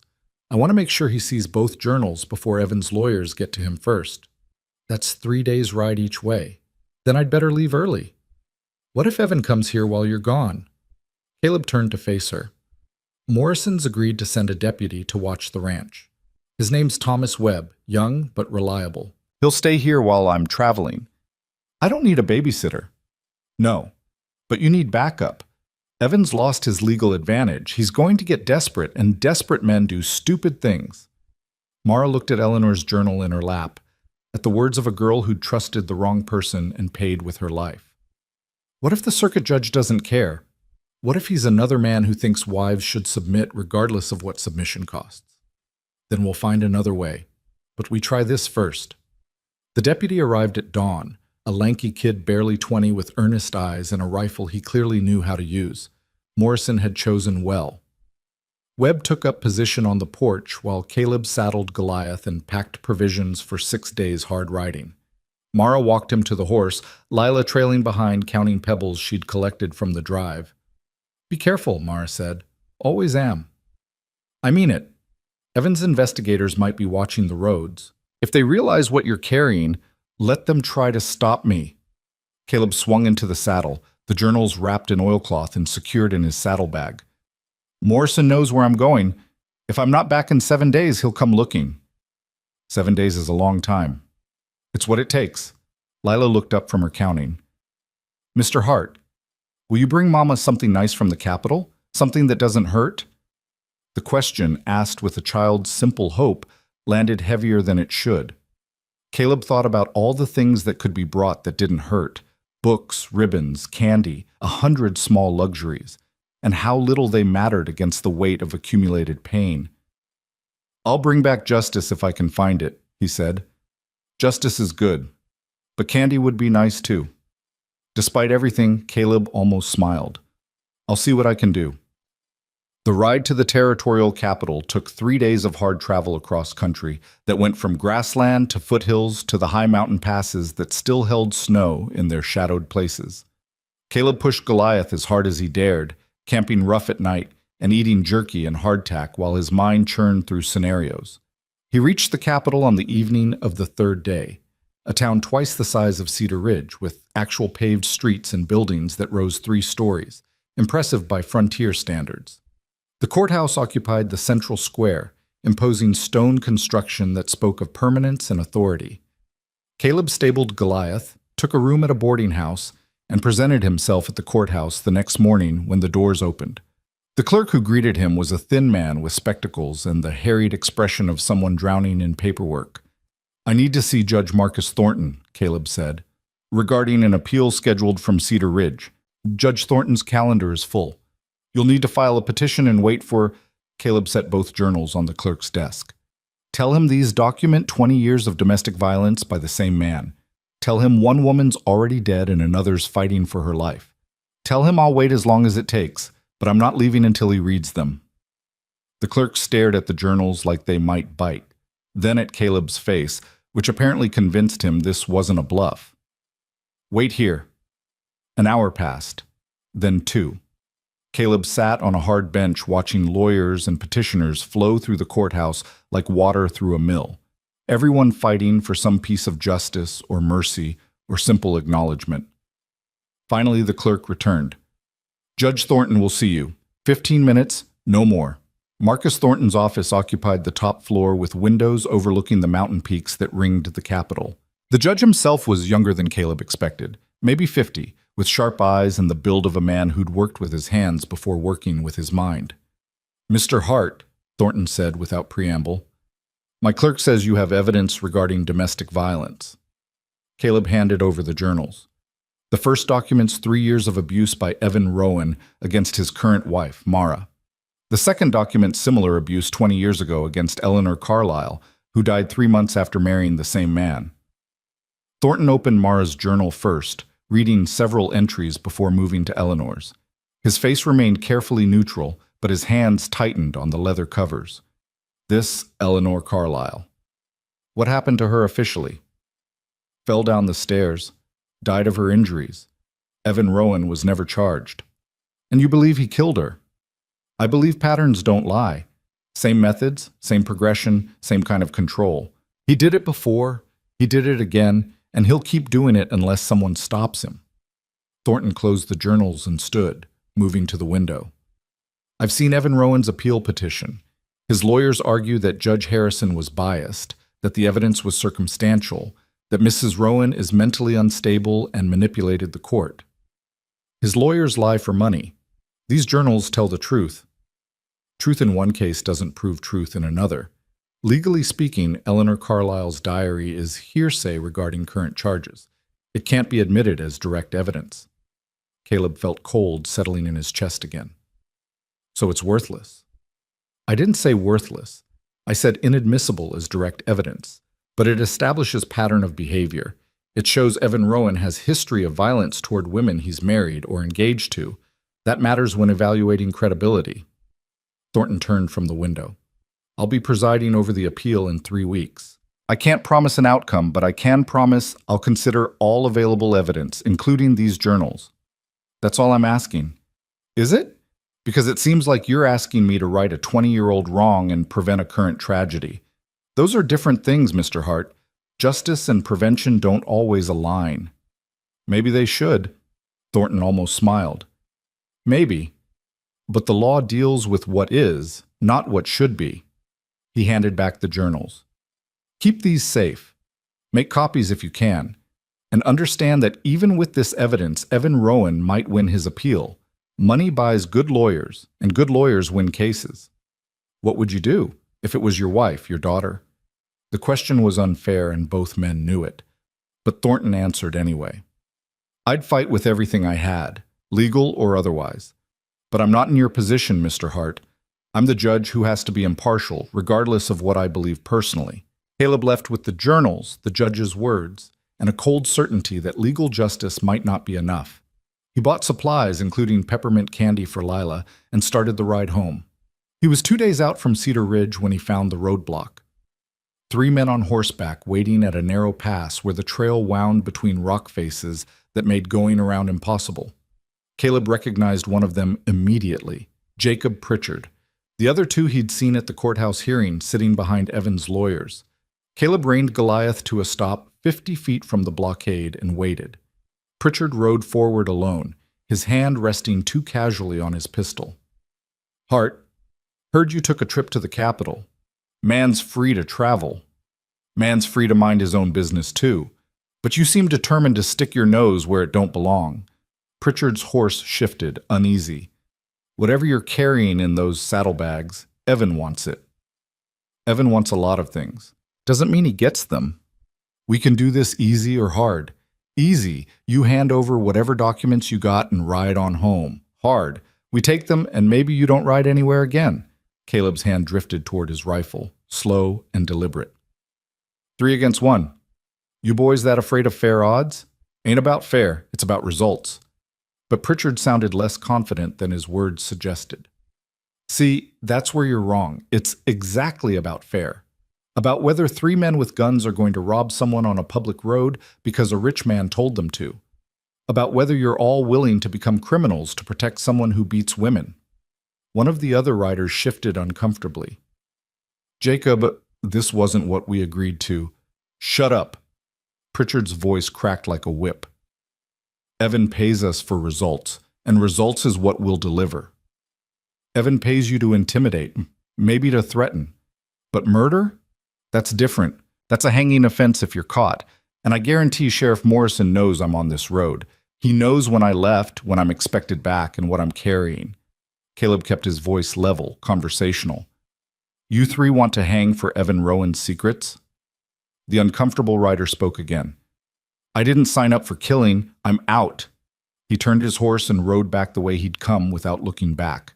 That left 2. Pritchard and a thick-built man with a scar across his jaw who'd been silent throughout. Both looked uncertain now, calculation replacing bravado. Last chance, Pritchard said. Hand over the documents. No. Then we're taking them. Pritchard's hand went for his pistol. Caleb's rifle cleared the saddle holster in one smooth motion, trained on Pritchard's chest before the other man's weapon fully cleared leather. The scarred man froze halfway to his own gun. "Drop it," Caleb said quietly. "Both of you, nice and slow." "You won't shoot. You're not a killer." "I killed 37 men during the war. Stopped counting after that because numbers stopped mattering. I can add 2 more if necessary, but I'd rather not. So drop the weapons and ride away, or make me do something we'll all regret." Something in his voice must have carried truth, because both men carefully set their pistols on the ground and backed their horses away. Caleb dismounted, collected the weapons, and threw them into the ravine beside the trail. They'd take an hour to retrieve, maybe more. "Tell Evan his intimidation isn't working," Caleb said.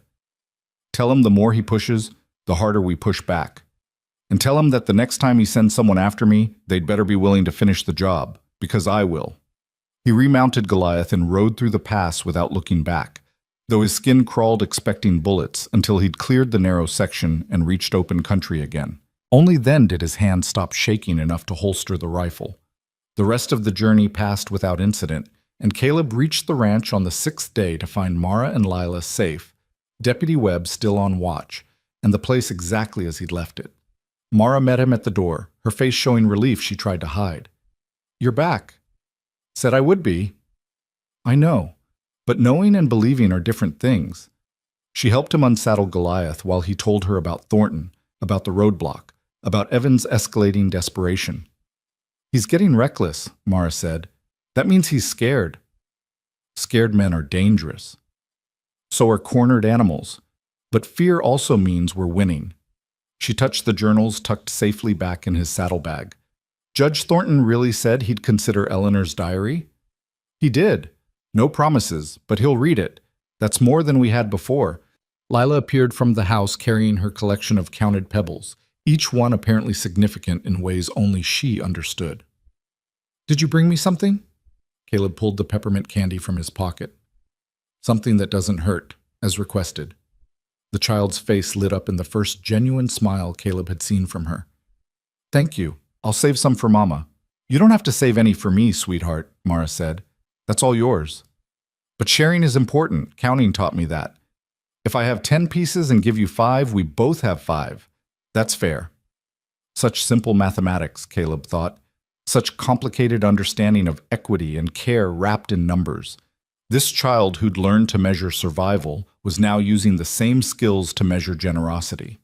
That night, after Deputy Webb had bedded down in the barn and Lila slept inside, Caleb and Mara sat on the porch watching stars emerge over the mountain peaks to the west. The air carried the first real chill of autumn, promising winter in the months ahead. 3 weeks until the appeal, Mara said quietly. 3 weeks. And if we lose? We don't lose. But if we do? If Thornton rules in Evan's favor despite everything, what then? Caleb thought about the roadblock, about Pritchard's threats, about how close he'd come to shooting 2 men for protecting a liar. Then we run. Take Lila somewhere far from here, somewhere Evan's influence doesn't reach, and we start over. We, Mara repeated. You keep saying we. That a problem? No, it's just... She stopped, searching for words. For 3 years, I was alone. Even surrounded by people, I was alone because no one saw the truth or cared enough to act. And now there's we. There's someone who fights beside me instead of for me or despite me. I'm not used to that. Get used to it, because whatever comes next, we face it together. Mara leaned against his shoulder, careful of her still healing ribs, and they sat in silence while the night deepened around them. Somewhere in the distance, a wolf howled.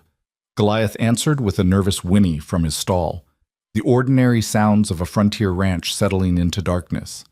But underneath the ordinary, violence waited. Evan Rowan's power had been challenged, his secrets exposed, his carefully constructed image cracked open for the world to see. Men like that didn't accept defeat gracefully. They fought back with everything they had, using whatever weapons came to hand. 3 weeks until the appeal. 3 weeks to prepare for whatever Evan would throw at them next. 3 weeks for Lila to count days instead of breaths, for Mara to heal bones and gather strength, for Caleb to fortify defenses against an enemy who'd already shown he'd rather destroy than lose. Inside, Lila called out in her sleep, a wordless sound of distress. Mara rose immediately, moving toward her daughter with the automatic response of mothers who'd learned their children's every sound. Caleb listened to her murmuring comfort, to Lila's breathing settling back into peaceful rhythms, to the small domestic sounds of care given and received. This was what they were fighting for. Not justice in the abstract, not revenge or vindication, but this, the simple right to live without counting, without fear, without measuring love by what it cost in pain. 3 weeks. Caleb stood and checked his rifle, reloaded his pistol, and made sure every door and window had working locks. Then he walked the perimeter of the ranch, looking for weaknesses, planning defenses, preparing for the war he knew was coming. Because Evan Rowan hadn't sent 3 men to rob him on the road as a final gesture. He'd sent them as an opening move, and opening moves were always followed by escalation. The next attack would come. Maybe not tonight, maybe not tomorrow, but soon. And when it did, Caleb intended to be ready. He returned to the porch as false dawn began painting the eastern sky pale gray. Mara joined him, wrapped in a quilt against the cold, her face showing she'd slept as little as he had. "It's going to get worse before it gets better," she said. "Yes. Are we going to survive it?" Caleb looked at this woman who'd documented her own destruction for 3 years, hoping someone might believe her, who taught her daughter to count to 500 and run for help, who'd stood in a courtroom and spoken truth knowing the cost. She'd survived Evan Rowan's violence. She could survive his desperation. "We're going to do more than survive," he said. "We're going to win." And in the growing light, with the ranch waking around them and Lila safe inside, Caleb almost believed it. The attack came on the 13th night. Caleb woke to the smell of smoke and the sound of Goliath screaming in the barn. He rolled from his porch chair with the rifle already in his hands, his mind sorting details even as his body moved. Wind from the east carrying flame toward the house, multiple voices shouting coordination, the crack of breaking wood that meant someone had breached the barn door. Inside, Mara was already moving, gathering Lila from sleep with practiced efficiency born of 3 years preparing for emergencies. Deputy Webb stumbled from the barn's side entrance, coughing, his face black with soot. "They set the hay on fire," Webb gasped. 4 men, maybe 5, rode in fast and threw torches before I could get a shot off. Caleb's mind calculated distances, angles, options. The barn was lost. Too much dry hay, too much wood, flames already visible through gaps in the walls. But the house could be saved if they moved fast. "Webb, get the women to the root cellar. Lock them in and don't open it for anyone but me or Morrison." He tossed the deputy his pistol. "Someone comes at that door, you shoot first and ask questions after." "What about you?" "I'm getting Goliath out before he burns." "Hart, that's suicide." But Caleb was already running toward the barn, his shirt pulled over his mouth against the smoke. The heat hit him like a wall when he wrenched open the main door. Inside, flames crawled up the hay bales stacked along the east wall, smoke billowing thick enough to choke. Goliath reared in his stall, whites of his eyes showing, hooves striking wood with enough force to splinter the boards. "Easy, easy," Caleb chanted, forcing calm into his voice while his lungs screamed for clean air. He reached the stall and threw the bolt, expecting the horse to bolt. Instead, Goliath pressed against him, trembling but trusting in a way that made Caleb's throat tight. He grabbed the horse's mane and ran, leading Goliath through smoke so thick they navigated by memory and instinct. Behind them, something collapsed with a roar that sounded like cannon fire. Heat seared Caleb's back. Then they were through the door and into cold night air that felt like resurrection. Caleb led Goliath away from the burning barn, tying him to the fence near the house before turning back to assess the damage. The barn was fully engulfed now, flames reaching 30 feet into the sky, turning night into hellish orange day. In the firelight, he could see riders circling at the edge of the property, dark shapes on horseback, watching their handiwork.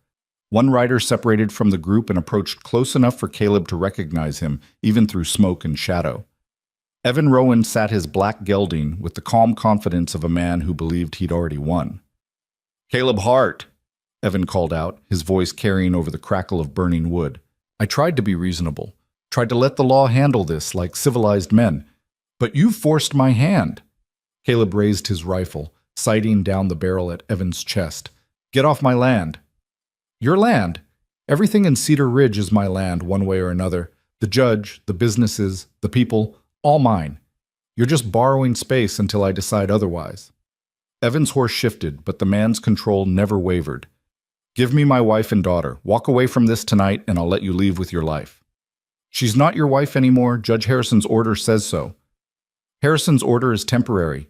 Judge Thornton will overturn it in 2 weeks, and then Mara comes home where she belongs. Evan's voice hardened. This is your last chance. Give them to me now, or I'll take them over your corpse. Behind Caleb, the barn's roof collapsed in an explosion of sparks and flame. The heat washed over him like a wave, but he didn't flinch, didn't lower the rifle. You want them, you'll have to go through me, and I don't die easy. Everyone dies eventually, Hart. Some just take longer than others. Evan wheeled his horse and rejoined his men.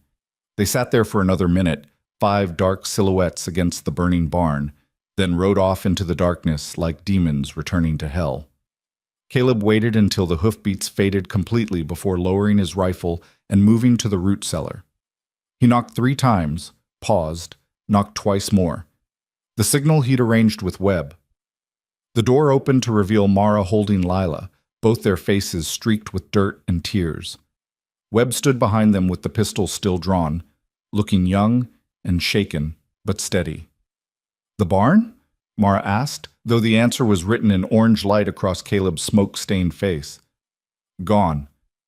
Everything in it except Goliath. And them? Gone too, for now. They emerged into a yard transformed by destruction. The barn had collapsed into itself, a funeral pyre of everything Caleb had built over 5 years. Tools, hay, equipment, the accumulated materials of a working ranch. The heat was still too intense to approach, so they stood at a safe distance and watched it burn. Lila's small voice cut through the roar of flames. How many men were there, Mr. Hart? 5, maybe 6.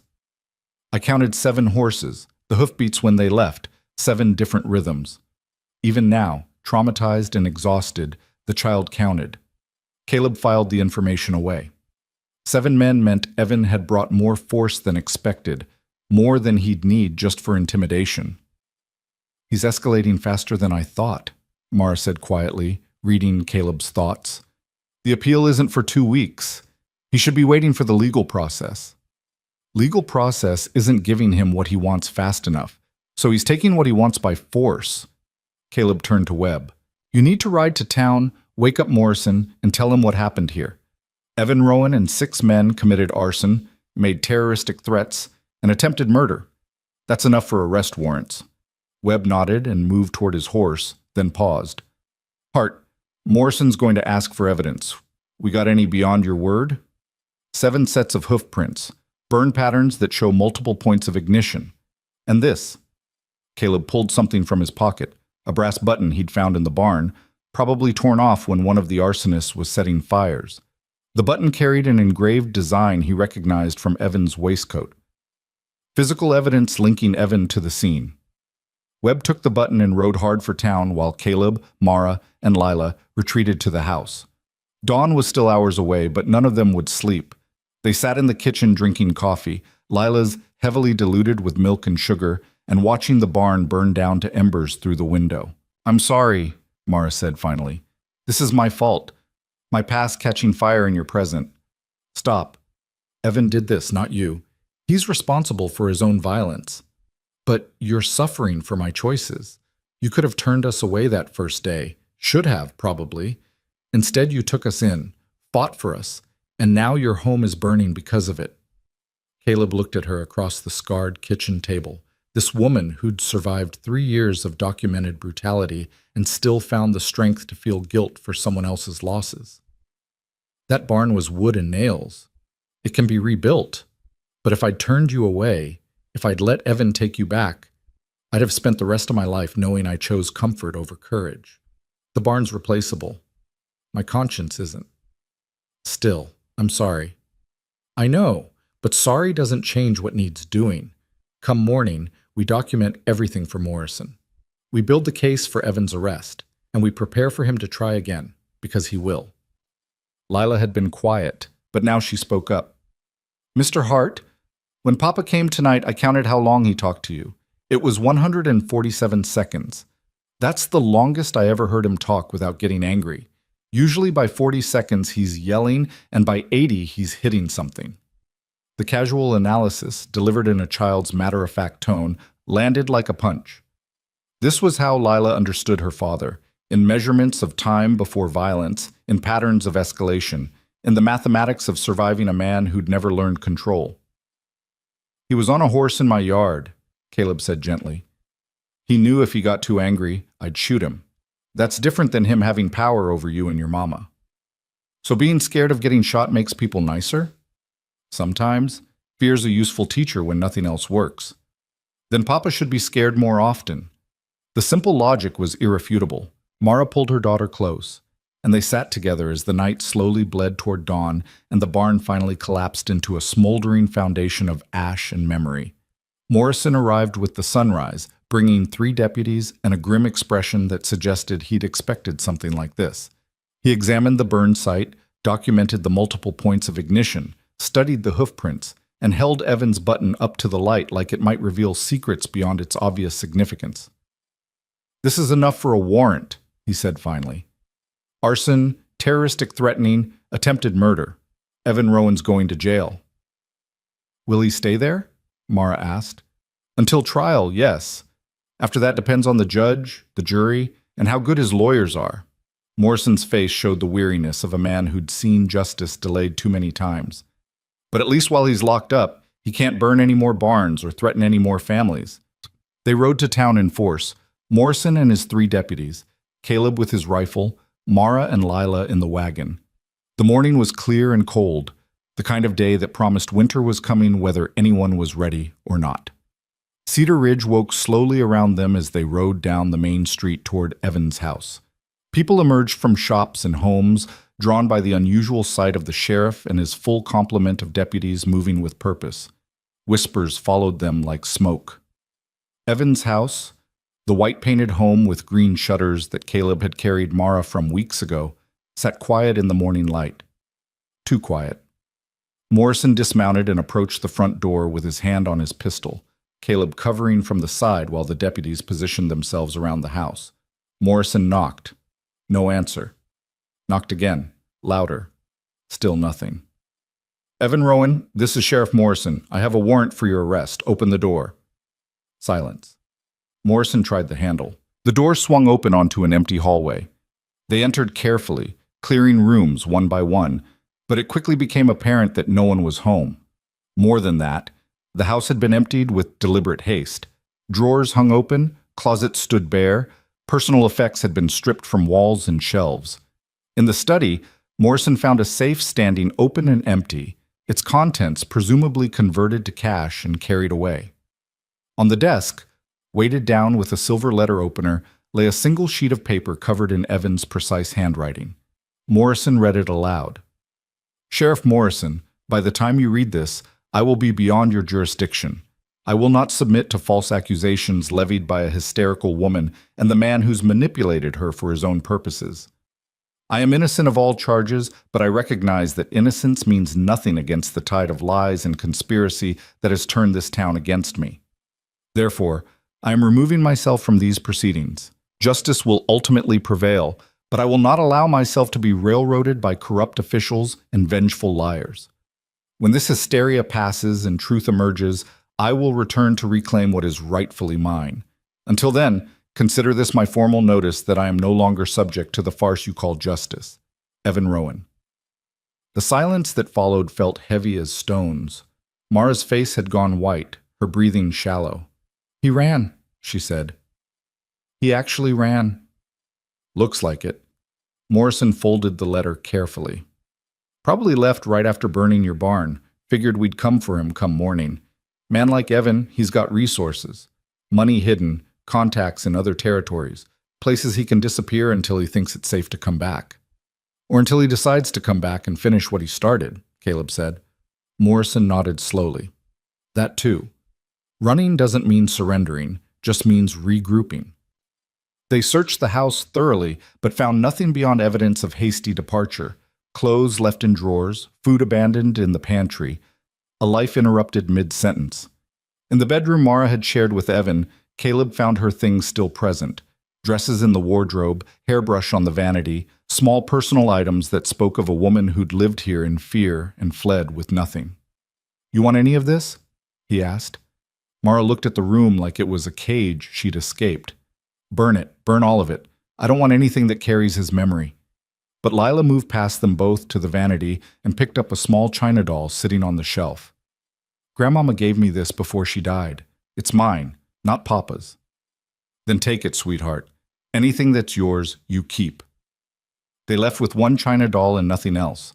Behind them, Evan's house stood empty like a monument to lies finally exposed but not yet punished. Word of Evan's flight spread through Cedar Ridge faster than the barn fire had burned. By noon, the town had split into factions that argued in the street, in shops, in homes where neighbors who'd lived peacefully for years suddenly discovered they disagreed on fundamental questions of truth and justice. Some believed Evan was innocent, driven away by false accusations and mob mentality. Others saw his flight as admission of guilt. Innocent men didn't run from justice. Still others didn't care about guilt or innocence, only about the disruption to their comfortable illusions about the man who'd owned half their debts and all their secrets. Pastor Wells preached an emergency sermon about the persecution of righteous men, about wives who failed to submit, about outside agitators destroying families and communities. His congregation split down the middle, half nodding agreement, half walking out in disgust. Morrison faced calls for his resignation from the town council, who seemed to think enforcing the law against powerful men was somehow a betrayal of civic duty. He ignored them and kept working, sending telegraphs to sheriffs in neighboring territories, posting wanted notices, building the case for when Evan was eventually caught. Through it all, Caleb rebuilt. The barn was gone, but the land remained. The tools were lost, but he had hands and knowledge. Winter was coming, but they'd survived worse. Mara helped where she could. Her ribs finally healed enough for light work. Together they cleared the burned foundation, salvaged what little could be salvaged, and began planning reconstruction. It was slow work, made slower by the fact that most of Cedar Ridge's businesses refused to sell materials to Caleb on credit. The only exception was Mrs. Henderson at the general store, who extended them credit without being asked and refused to explain why. Beyond, some things are more important than money. Lila counted everything: boards, nails, steps from the house to the foundation, days since the fire. Her numbers had shifted from measuring danger to measuring progress, from survival to rebuilding. It was a small change, but Caleb noticed. Mara noticed too, and sometimes late at night when the child was sleeping, they'd talk about it. "She's healing," Mara said one evening while they sat on the porch watching the sun set behind the mountains. "Slowly, but healing." "So are you." "Am I?" "Because some days I still wake up expecting Evan to be standing over me. I still count the hours between waking and sleeping, still measure my own breathing to make sure it's even. 3 years of survival don't disappear in a few weeks." "No. But they change shape from survival to recovery, from counting breaths to counting days." Mara's hand found his in the darkness. "What are we, Caleb? You and me. This thing we're building between rebuilding a barn and waiting for Evan to come back." The question hung in the cold air. Caleb thought about Rachel, about the love he'd buried on the hill behind the house, about how he'd thought his heart had died with her, had spent 5 years living like a man whose future was nothing but repetition of an empty present. Then Lila had run 3 miles on bleeding feet, and Mara had trusted him with her journal, and suddenly the future held possibility again. "I don't know what we are," he admitted, "but I know I don't want to go back to being alone. I know I wake up thinking about you and Lila, go to sleep making sure you're safe, spend every hour in between trying to build something that feels like home instead of just a place to wait." "Is that enough?" "After Rachel. Rachel was my wife. I loved her completely, and losing her nearly destroyed me. But she's gone, and I'm still here, still breathing, still capable of caring about people who need me." Caleb squeezed Mara's hand gently. "I don't know if what I feel for you is love or gratitude, or just 2 broken people holding each other upright, but I know it matters. And maybe that's enough for now." "For now?" Mara echoed. "Until Evan comes back." "If he comes back." "When?" Men like Evan don't surrender. They retreat, they plan, they wait for the moment when you've relaxed your guard. Then they strike. She was right, and Caleb knew it. Evan Rowan had spent 20 years building power, had killed at least one woman and nearly killed another. Men like that didn't reform or forget. They nursed grievances until they became obsessions, and obsessions drove them to actions beyond reason. The appeal hearing happened without Evan present. Judge Thornton read the case files, examined both journals, heard testimony from Morrison and Dr. Fletcher and Margaret Carlyle, who traveled to the Capitol specifically to speak about her daughter's death. Coleman, Evan's lawyer, argued for dismissal based on his client's absence and inability to defend himself. Thornton listened to everything, then delivered his ruling with the cold precision of a man who'd seen through better lies than these. Mr. Rowan's flight from justice speaks louder than any testimony he might have given. An innocent man does not burn barns and flee his home in the night. This court finds that Judge Harrison's original ruling stands. Custody of Lila Rowan remains with her mother, Mara Rowan. Furthermore, based on evidence presented, including historical documentation of similar violence against Eleanor Carlyle, this court issues a permanent restraining order prohibiting Evan Rowan from any contact with Mara or Lila Rowan. Should he return to this territory, he will be arrested on sight for arson, terroristic threatening, and attempted murder. This court also recommends the territorial prosecutor investigate charges of manslaughter in the death of Eleanor Carlyle 20 years ago. Morrison brought the news personally, riding out to the ranch where Caleb and Mara were framing the new barn. They'd managed to get the basic structure up, posts and beams, though the roof and walls would have to wait for more materials. "You won," Morrison said without preamble. "Complete custody, permanent protection order, and Evans wanted for arrest if he ever shows his face again." Mara sat down hard on a pile of lumber, like her legs had stopped working. "We won." "You won, though I'd feel better if we actually had Evan in custody instead of just a warrant." Morrison's expression darkened. Man like him, with money and motivation, he could disappear for years, could also come back when we least expect it. "We'll be ready," Caleb said. "Will you? Because being ready means living every day like he might show up. Means sleeping with one eye open, checking shadows, never really relaxing. That's a hard way to live." "Harder than living with him? Harder than counting breaths between beatings?" Mara's voice carried steel. "I'll take vigilance over submission any day." Morrison tipped his hat. "Fair enough. Just wanted you to know what you're signing up for." He turned his horse toward town, then looked back.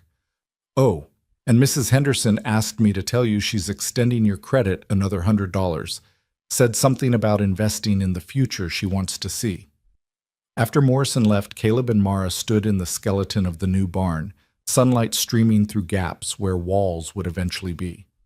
Lila played nearby, arranging stones into patterns only she understood, counting them quietly. "We won," Mara said again, like testing the words for truth. "The first round. There'll be others." "I know. But for now, today, this moment, we won. Lila is legally mine. Evan can't touch us without being arrested, and we're building something new where he burned something old." She turned to face Caleb. "That's victory enough for today. And tomorrow? Tomorrow we keep building. We finish this barn. We plant winter wheat. We live our lives like free people instead of fugitives." Mara's smile carried something Caleb hadn't seen before. Not just hope, but certainty. "And if Evan comes back, we face him together. Like we've faced everything else." Caleb pulled her close, careful of her still tender ribs, and they stood together in the half-built barn while Lila counted stones and the sun tracked across a sky that held no smoke, no threats, just the clean promise of afternoon fading toward evening.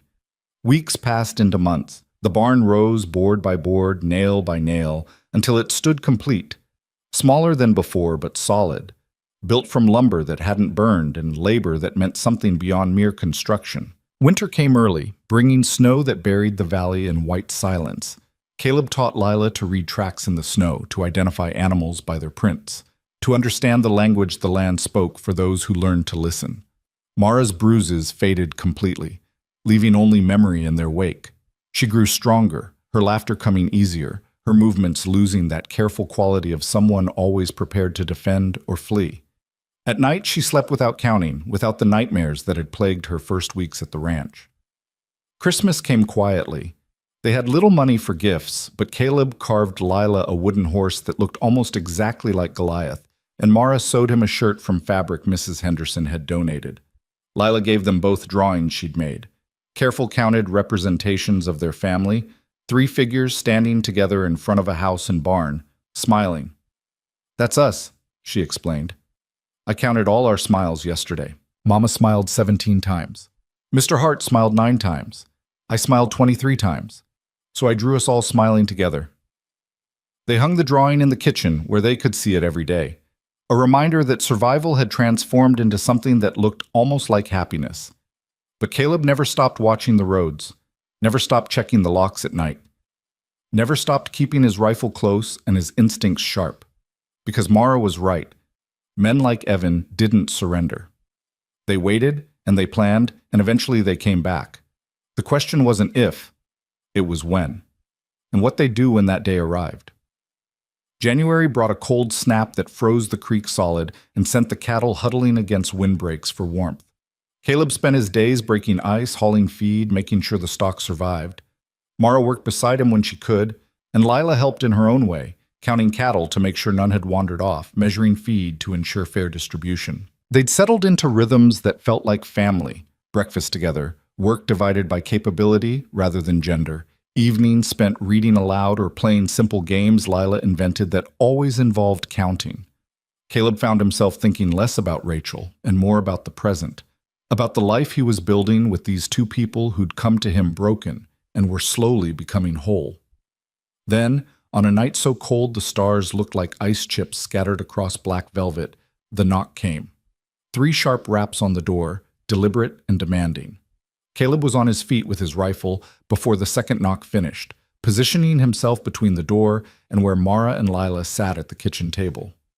Mara's hand went to the knife she'd started carrying, and Lila went absolutely still, her counting stopping mid-number. "Who's there?" Caleb called. "Sheriff Morrison. I got news you need to hear." Caleb recognized the voice, but caution had kept him alive through the war and through the months since the barn burned. He moved to the window and looked out. Morrison stood alone on the porch, his horse tied at the fence, his hands visible and empty of weapons. No sign of ambush or deception. Caleb opened the door.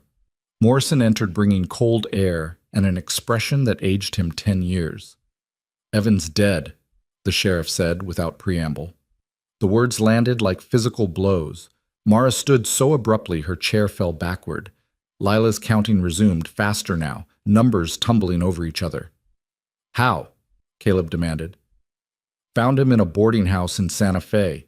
He'd been using a false name, paying cash, keeping his head down. But he got into an argument with another resident 3 days ago over some perceived slight. The argument turned into a fight. Evan pulled a knife. The other man pulled a gun. Evan lost. Morrison pulled a document from his coat pocket. The territorial marshal in Santa Fe sent this telegram confirming identity and requesting disposition of the body. I told them to bury him there. Figured nobody here would want him brought back." Mara took the telegram with shaking hands, reading it twice as if the words might change between viewings. "He's really dead?" "He's really dead.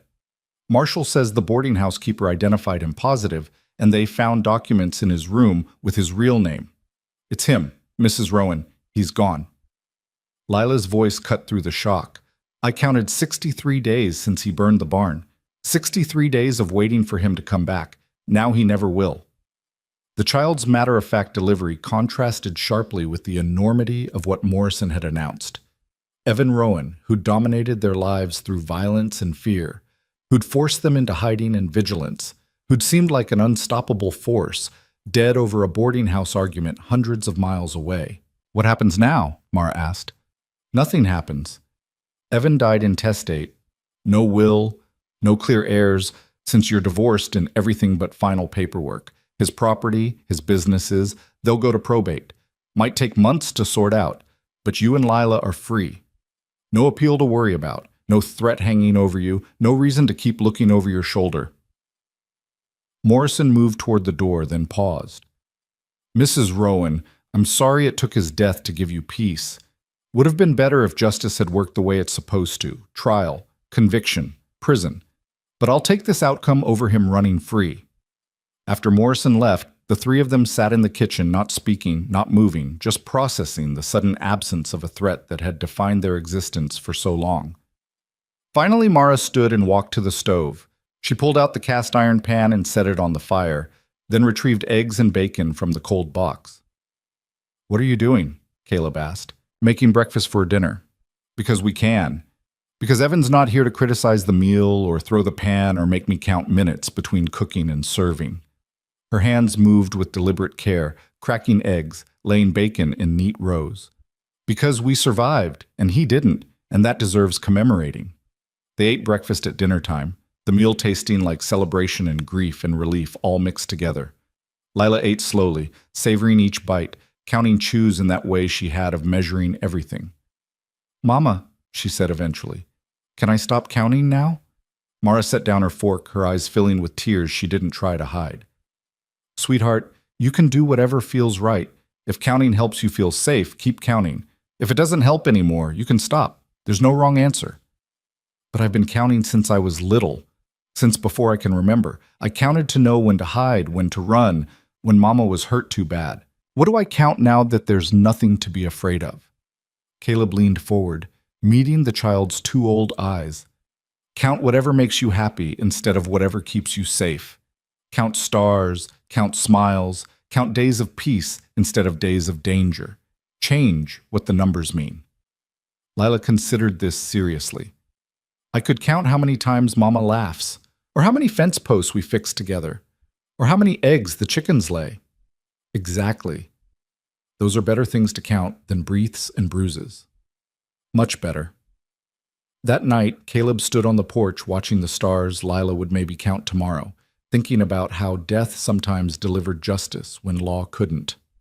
Evan Rowan was gone, erased from the world by the same kind of violence he'd dealt to others. There was symmetry in that, if not satisfaction. Mara joined him, wrapped in the quilt against the cold. How do you feel? She asked. I don't know. Relieved, mostly. Maybe a little cheated that he got to die quick instead of facing trial for what he did. I feel guilty, Mara admitted. I should be dancing on his grave, celebrating his death. Instead, I just feel hollow, like I spent so much energy fearing him and fighting him that without that purpose, I don't know what to do with myself. You live. You raise Lila. You build something that isn't defined by what you survived, but by what you choose. Is that what you did? After Rachel? Caleb thought about the 5 years between Rachel's death and Lila's arrival, the empty time he'd spent going through motions without purpose. No, I just existed, went through the rhythms of staying alive without actually living.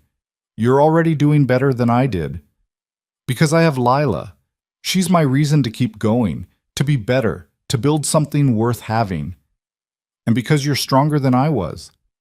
You fought when I would have quit. Patimus. Imam. Mara leaned against him, and they stood together in the cold, while inside, Lila slept peacefully for the first time in her short life without a father to fear. The next morning brought something unexpected. Visitors. Not the threatening kind that had plagued them for months, but Margaret Carlyle in her elegant buggy, followed by Mrs. Henderson from the general store, and behind them, half a dozen other women from town that Caleb vaguely recognized from the courthouse hearing. They came bearing food, fabric, tools, and offers of help. Margaret spoke for them all, her voice carrying the authority of grief transformed into purpose. Mrs. Rowan, we heard about Evan's death. We came to tell you that you're not alone. That what happened to Eleanor, what happened to you, it matters. And we're not going to let anyone forget that silence protects predators while truth protects the vulnerable. The women spent the day helping with chores, sharing stories, building connections that had been prevented by fear and social pressure. Caleb heard fragments of their conversations. Other women who'd suffered smaller violences, who'd been told to submit and endure, who'd watched Mara fight back and found courage in her example. By evening, the ranch felt different. Not just the work that had been completed, but the sense of community that had formed. These women had chosen sides when silence would have been easier, had offered support when isolation was expected. After they left, Mara stood in the kitchen surrounded by gifts and provisions, her face showing wonder. I thought the whole town hated us. Thought we were alone against everyone. We were alone against some people. Turns out others were just waiting for permission to help. Permission to care, permission to act, permission to believe that one woman telling truth mattered more than one powerful man telling lies. Mara touched the food covering every surface. This is what victory looks like, not courtroom rulings or death notices. This, people choosing courage over comfort. That night, they sat together planning the future. What crops to plant come spring, whether to expand the cattle herd, how to use Evan's property once probate settled. The conversation felt surreal, like discussing dreams instead of plans. But Caleb went along with it because hope was a muscle that needed exercising after long disuse. Lila fell asleep between them on the porch bench, warm despite the cold, secure in a way children should always be but rarely were. Caleb looked at her peaceful face and thought about all the numbers she wouldn't have to count anymore. We should get married, he said abruptly. Mara went very still. What? Not now, not tomorrow, but eventually. When you're ready, when it feels right instead of necessary. Caleb stumbled over the words, unpracticed in proposals. I'm not Rachel's replacement, and you're not just someone I'm helping. We've built something real here, something worth naming. Caleb Hart, are you proposing to me? Badly, apparently, but yes. Mara's laugh came soft and genuine. Then my answer is maybe. Ask me again in 6 months when I've had time to remember who I am without Evan defining me. When I know I'm choosing you because I want to, not because I need to. That's fair. But Caleb? Yes? Thank you for asking. Thank you for seeing me as someone worth choosing instead of someone worth saving. They sat in comfortable silence while the stars wheeled overhead and Lila dreamed whatever dreams came to children who'd stopped counting their mother's breaths. The future stretched uncertain but possible, carrying neither the weight of the past nor the fear of violence returning.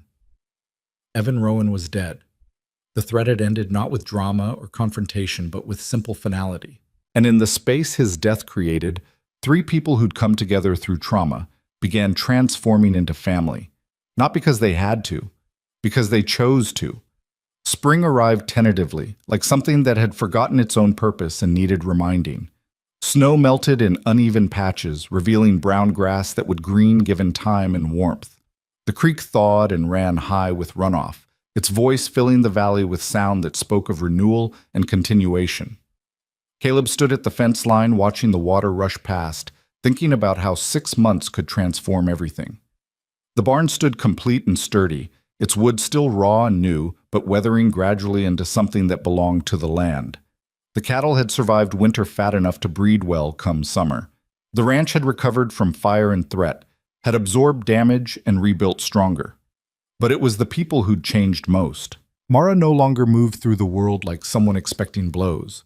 Her shoulders had straightened, her laughter came without hesitation, and she'd taken to managing the ranch's finances with the same meticulous attention she'd once devoted to documenting injuries. The journals, both hers and Eleanor's, sat in a locked box under her bed, their purpose fulfilled but their existence still necessary as reminder and record. Lila had grown 2 inches and gained weight that softened the sharp angles of near starvation. She still counted things, but the counting had shifted from survival mechanism to simple preference. She counted eggs, fence posts, wildflowers, stars, quantifying the world not from fear, but from the pure mathematics of a mind that found comfort in numbers. Her nightmares had faded, replaced by dreams she reported each morning with serious enthusiasm. And Caleb himself had discovered that hearts broken by loss could still learn to hope again, that isolation chosen from grief could be replaced by connection, chosen from something that felt increasingly like love. The question he'd asked 6 months ago, whether Mara would marry him, hung unresolved between them, neither forgotten nor urgently pursued.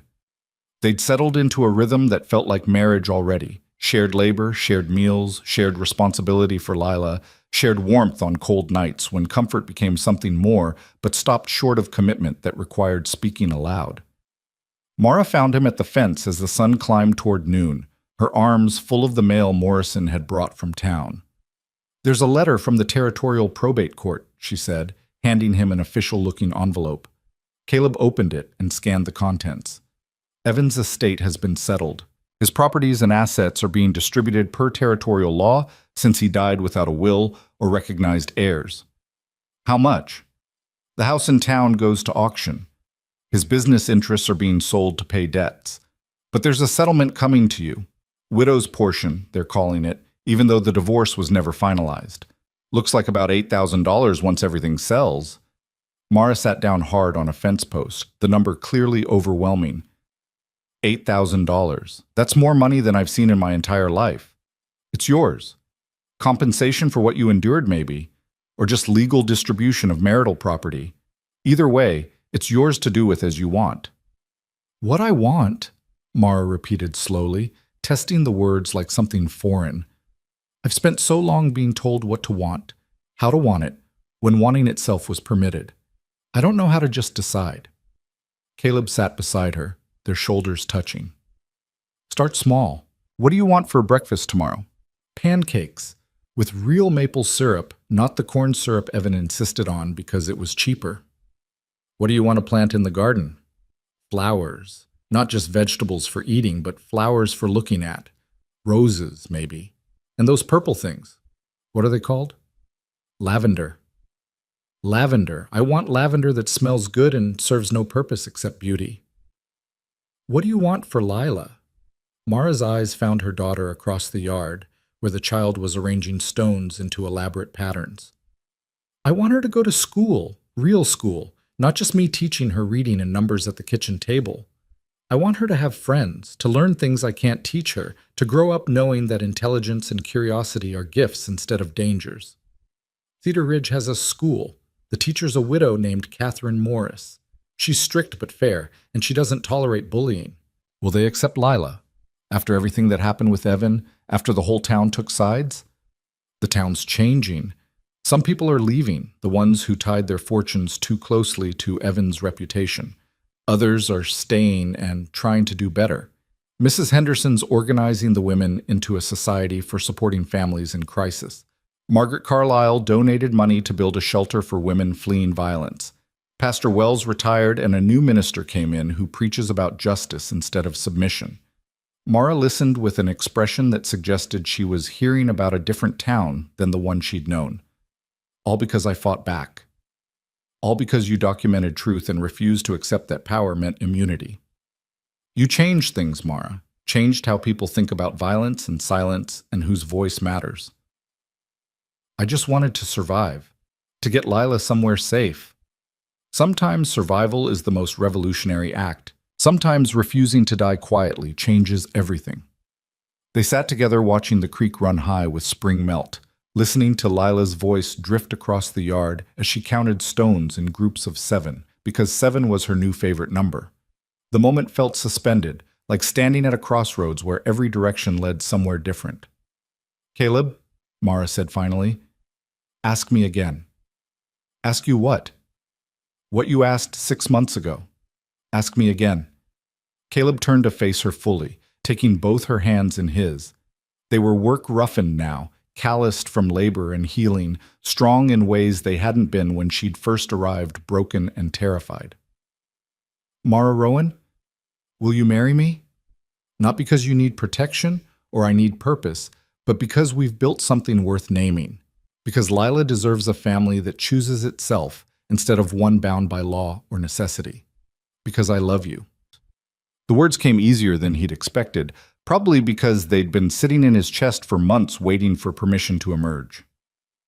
Mara's eyes filled with tears that didn't fall, her grip on his hands tightening. Yes, she said simply.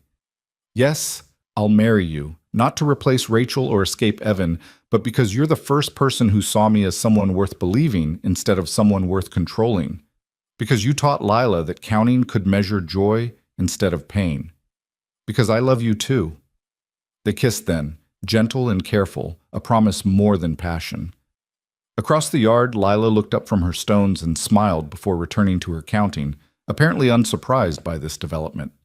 The wedding happened 6 weeks later in the new barn, because Mara refused to be married in Pastor Wells's church, and the barn felt like the right place for new beginnings built on old foundations. The new minister, a young man named Thomas Fletcher, nephew to the doctor, performed the ceremony before a gathering that included Morrison and his wife, Margaret Carlyle, Mrs. Henderson and half the women from her society, Deputy Webb looking uncomfortable in a suit, and a dozen others from town who'd chosen courage over comfort.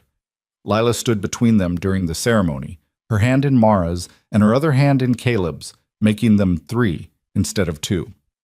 When the minister asked if anyone objected, the child spoke up clearly. "I counted everyone here. 23 people came to see Mama marry Mr. Hart. That's 23 people who chose love over fear. I think that's a good number." Laughter rippled through the gathering, warm and genuine. The minister smiled and continued with the vows, his voice carrying the weight of promises that mattered because they were chosen freely. "Do you, Caleb Hart, take Mara Rowan to be your lawfully wedded wife, to have and to hold from this day forward, for better or worse, for richer or poorer, in sickness and in health, to love and to cherish till death do you part?" "I do." "And do you, Mara Rowan, take Caleb Hart to be your lawfully wedded husband, to have and to hold from this day forward, for better or worse, for richer or poorer, in sickness and in health, to love and to cherish, till death do you part?" Mara's voice rang clear and strong.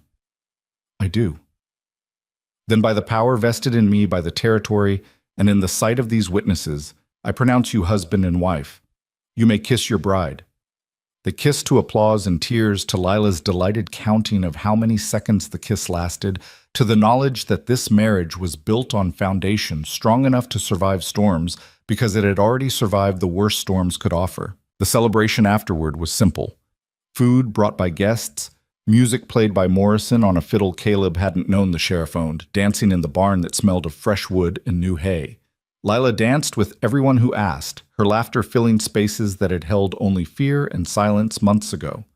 As evening settled and guests began departing, Margaret Carlyle approached Caleb and Mara with an envelope in her hands.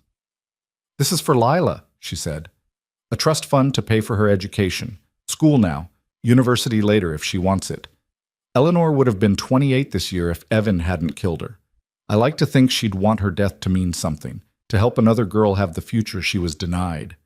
Mara accepted the envelope with shaking hands. "Mrs. Carlyle, this is too generous." "It's not generous. It's necessary. Eleanor's story needed telling, and you told it. This is my thank you."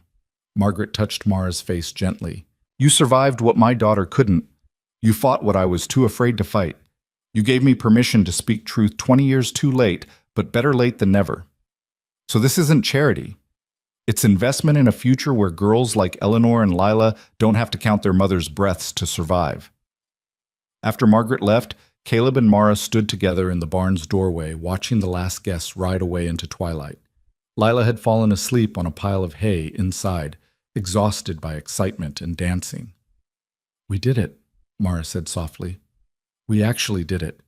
Survived Evan, won in court, built a life worth living. You did it. I just helped."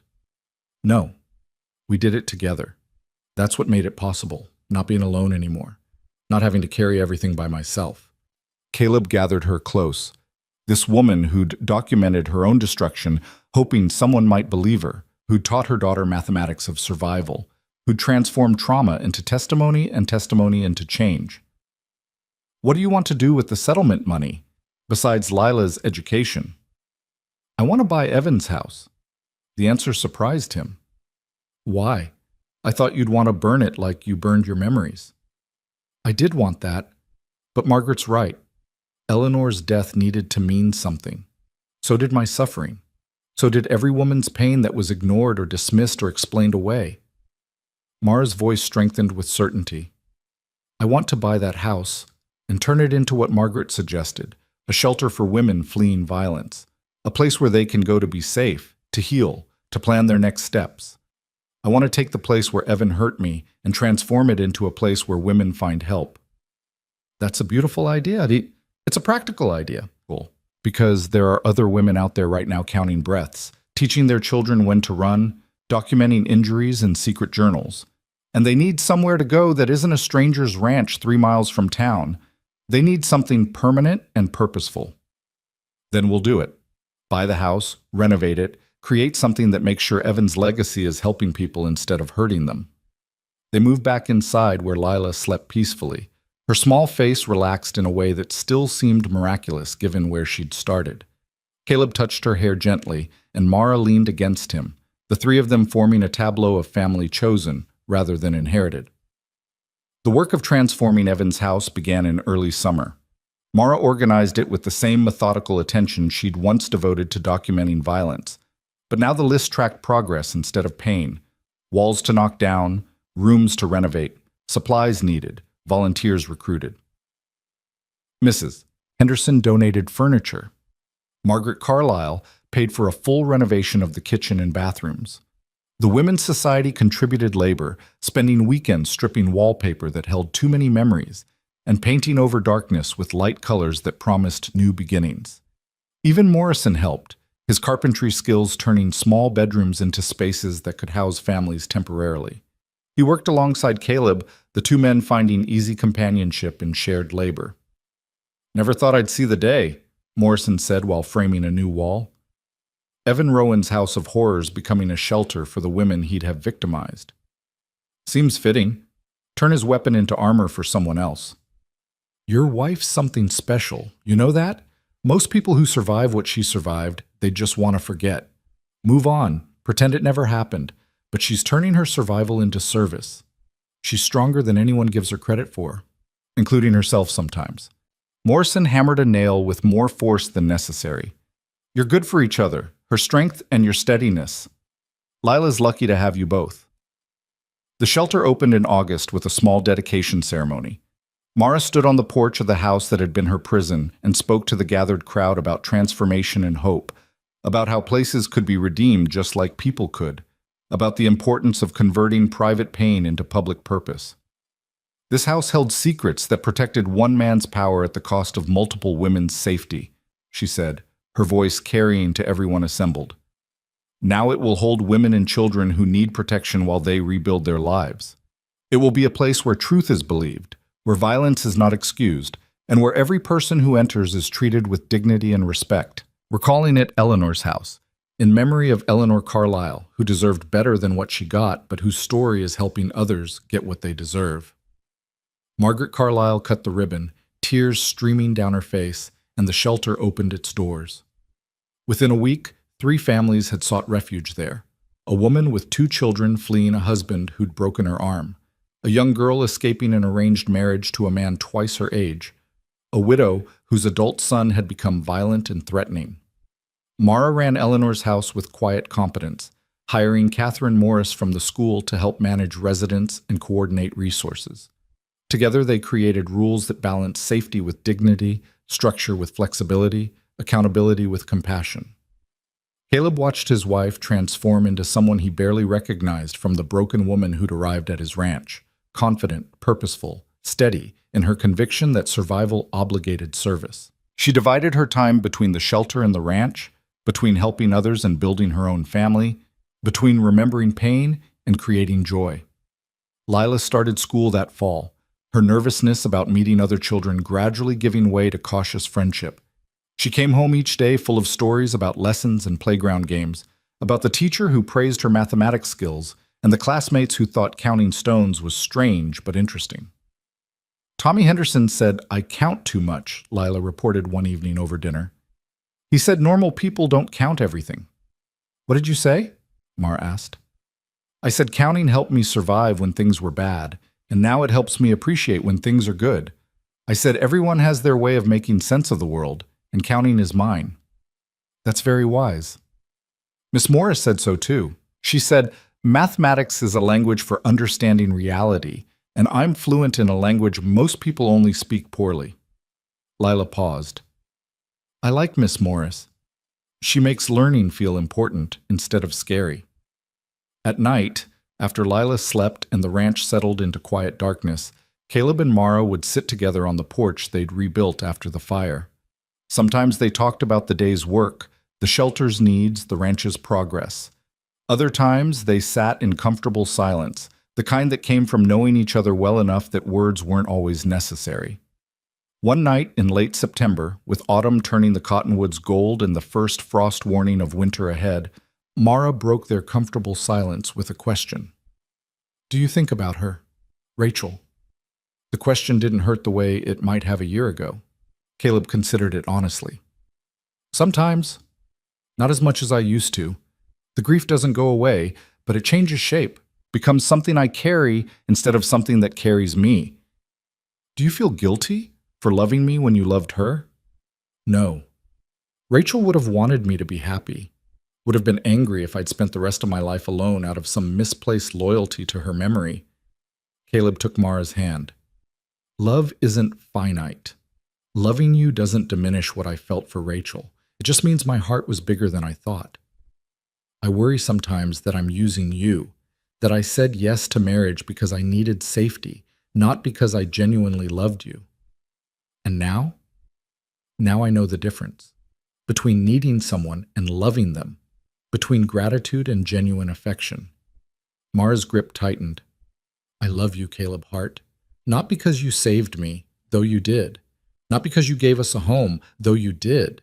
But because you're kind and steady, and you taught my daughter that counting could measure joy instead of just pain. Because you see me as strong instead of broken. Because you make me want to be the person you seem to think I am. You're already that person. You always were. You just needed space to remember it." They kissed then, and the kiss deepened into something more, into the physical expression of promises made and kept, of trust earned and given freely. Later, lying together in the darkness of the room they'd shared for months, Mara spoke again. "I'm pregnant." The words hung in the air like stars, bright, surprising, impossible to ignore. Caleb sat up, trying to see her face in the darkness. "Are you sure?" "Dr. Fletcher confirmed it yesterday. I'm about 8 weeks along, due in late April, early May." 1,000 emotions cascaded through Caleb simultaneously: joy, fear, wonder, grief for the child he'd lost with Rachel, hope for the child coming with Mara. "How do you feel about it?" "Terrified, hopeful, grateful." Mara's hand found his in the darkness. "I never thought I'd want another child after Lila. Never thought I'd feel safe enough to bring new life into the world. But this baby was conceived in love instead of fear, will be born into a home instead of a prison. That feels like healing." "We're going to have a baby. We're going to have a baby," Mara confirmed, and her voice carried laughter and tears in equal measure. They told Lila the next morning over breakfast. The child processed the information with characteristic seriousness, counting on her fingers. "A baby will come in April or May. That's 7 or 8 months from now, approximately 210 to 240 days. She looked up from her counting. "Will the baby be a boy or a girl?" "We won't know until they're born," Mara said. "Can I teach them counting? I'm very good at it." "You can teach them whatever you want." "Good, because numbers are important. They help you understand the world." Lila returned to her breakfast, the news apparently integrated into her understanding of reality with minimal disruption. The pregnancy progressed smoothly through fall into winter. Mara's body changed, swelling with life that showed despite thick winter clothing. She continued managing Eleanor's house until December, when Dr. Fletcher insisted she rest more and work less. Catherine Morris took over day-to-day operations, visiting the ranch weekly to consult on decisions and update Mara on residents. Christmas that year felt abundant in ways that had nothing to do with gifts or decorations. They celebrated as a family, Caleb, Mara, and Lila, with Margaret Carlyle joining them for dinner, the older woman having no family of her own, but having adopted them as surrogate kin. Lila gave everyone drawings again, but this year they included a fourth figure, small and swaddled, representing the sibling she'd never met but already counted as part of their family. Margaret gave Lila books, beautiful volumes of poetry and natural history that the child devoured with the hunger of someone discovering that knowledge could be pursued for pleasure instead of survival. Caleb gave Mara a rocking chair he'd built through the fall, carving their initials and Lila's into the headrest, leaving space for the new baby's initials to be added after birth. Mara gave him a pocket watch with an inscription on the inside cover that read, "Time measured in love instead of loss." They spent the evening reading together, Lila curled against Mara's expanding belly, with her hand resting where she could feel the baby move, Margaret dozing in the chair by the fire, Caleb reading aloud from a book of frontier stories that made them all laugh. The winter passed slowly, but not unpleasantly. Caleb managed the ranch, Mara nested and planned and grew, Lila attended school and brought home stories and questions in equal abundance. The shelter continued operating, housing women and children fleeing situations that once would have had no escape. Each family that found safety there validated the choice to transform Evan's house from symbol of power into instrument of protection. Spring arrived with the usual tentative hope, and with it came Mara's labor. It started on an April morning when frost still painted the grass white and the sun hadn't yet burned through the chill. Mara woke Caleb with gentle pressure on his shoulder, her voice calm despite the pain he could see in her eyes. "It's time. The baby's coming." Caleb moved with the practiced efficiency of someone who'd done this before, even though last time had ended in tragedy.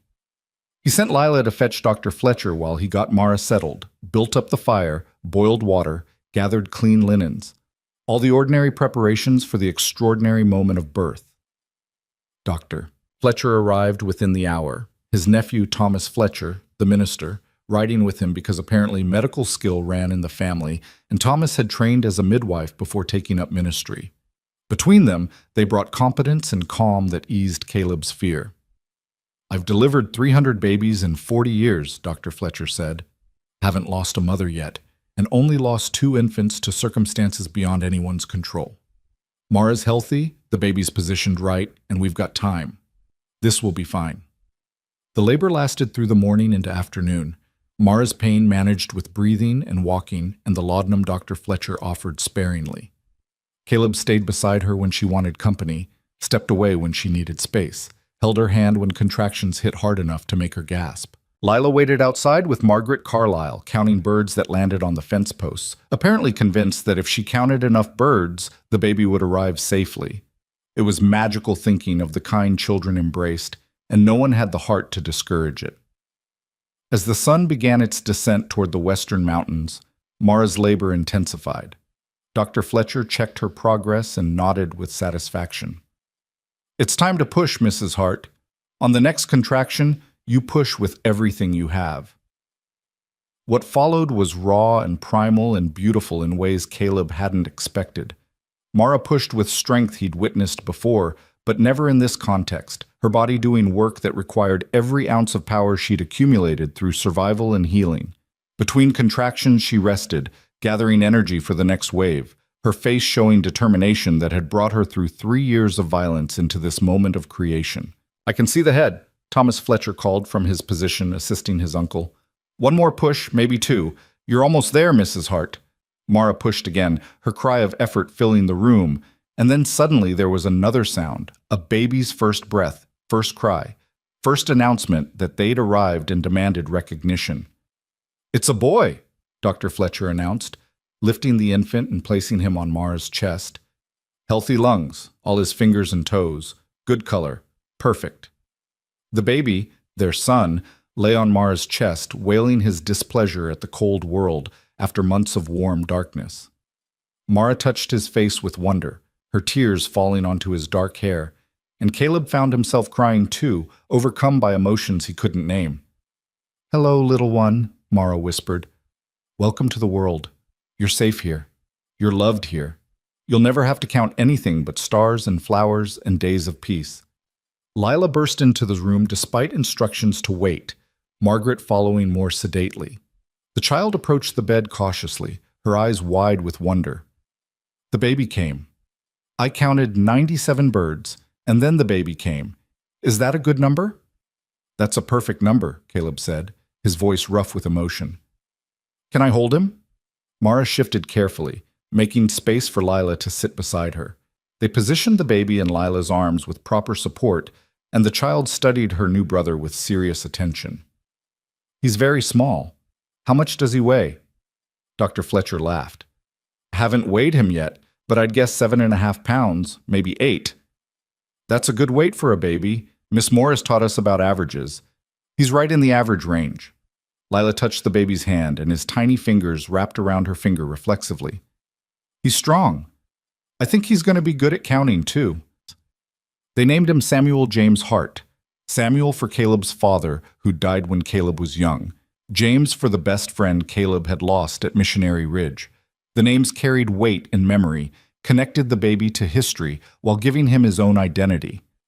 Over the next weeks, they settled into the rhythm of new parenthood, sleepless nights and endless diapers, nursing and rocking, and the exhausting wonder of caring for something so small and helpless.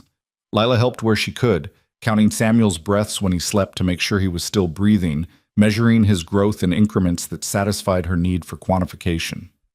Mara healed well from the birth, her body recovering faster than it had after Lila because this time there was no violence to heal from, only the natural trauma of childbirth. She nursed Samuel with the fierce protectiveness of someone who'd nearly lost everything and refused to take any blessing for granted. Caleb watched his family with something approaching awe.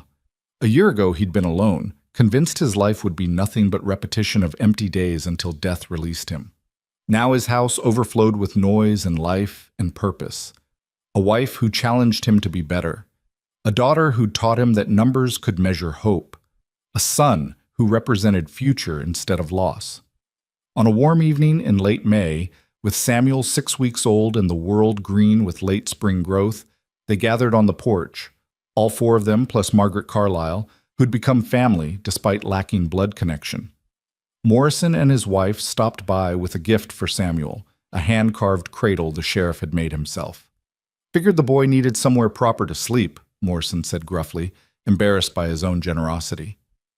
They sat together as evening settled, adults talking quietly while Lila counted fireflies emerging in the gathering darkness, and Samuel slept in his new cradle. The conversation drifted across various topics: the shelter's success, the ranch's prospects, plans for expanding the cattle herd, whether Lila would continue enjoying school come fall. Eventually, Margaret spoke into a comfortable silence. Eleanor would have loved this. Seeing her tragedy transformed into something that saves others, knowing that the house where she died became a place where women find life. She made it possible, Mara said. Her diary gave me courage to use my own. Her death gave me determination to survive. Everything good that came from my testimony exists because she documented her truth 20 years ago. Then let's toast to Eleanor, Morrison said, raising his coffee cup since alcohol wasn't served in this household. To the woman whose silence was broken too late, but whose voice echoes in everyone you've helped since.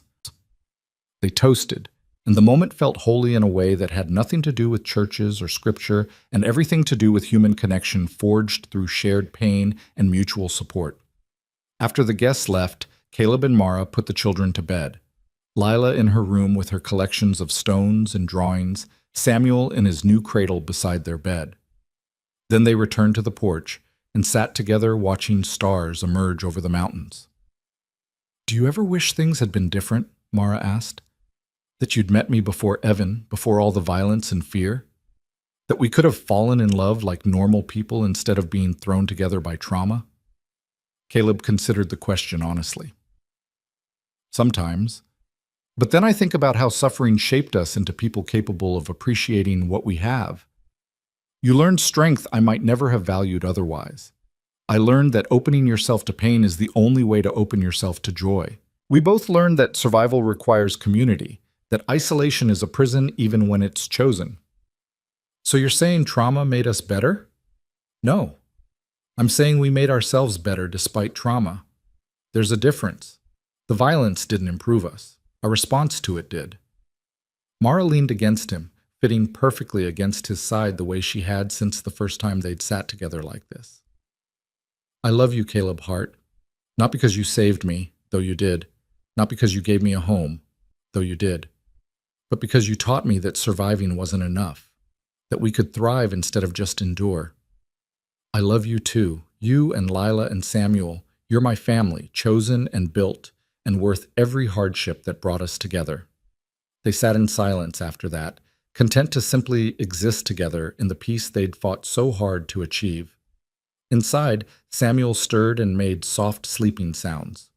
Lila's window glowed with lamplight as she read before sleep. The ranch settled into darkness around them, secure and solid and theirs. The journals still existed, locked away but not forgotten. They'd become part of the historical record when Mara donated copies to the territorial archives, ensuring that Eleanor's story and her own would be preserved as testimony for future generations. Women decades from now could read those entries and know they weren't alone, that others had survived similar horrors and found ways to fight back. But the journals no longer defined Mara's present. They were evidence of where she'd been, not determinants of where she was going. She'd transformed from victim to survivor to advocate, had taken her pain and converted it into purpose that helped others escape what she'd endured. The shelter housed its 20th family that summer, a mother with 4 children fleeing a husband who'd escalated from verbal abuse to physical violence. Catherine Morris managed their intake while Mara consulted from the ranch, and together they created a safety plan that got the woman and her children to relatives in another territory where the husband couldn't find them. Each family that found refuge represented victory over the silence that had once protected predators like Evan. Each woman who documented her abuse and sought help proved that the culture was changing, that speaking truth was becoming safer even if it wasn't yet safe. Caleb continued ranching, but now he hired workers from town, men who'd lost employment when Evan's businesses collapsed and needed honest work. Together they expanded the herd, improved the grazing land, built infrastructure that would support the ranch for generations. The work was hard but satisfying, the kind of labor that produced tangible results and contributed to something larger than himself. Lila thrived in school, her mathematical gifts recognized and encouraged by Miss Morris. She made friends cautiously, still wary of trusting too freely, but gradually opening herself to connection. She brought classmates home occasionally, and Mara would find them in Lila's room counting stones or arranging flowers in numerical patterns, Lila teaching others the language of mathematics that had saved her. Samuel grew with the alarming speed of infants, transforming from tiny newborn to sturdy baby almost overnight. He smiled early, laughed often, and showed none of the fear that had marked Lila's early years. He'd been born into safety and love, had never known anything but gentle hands and soft voices, and it showed in his easy temperament and ready trust.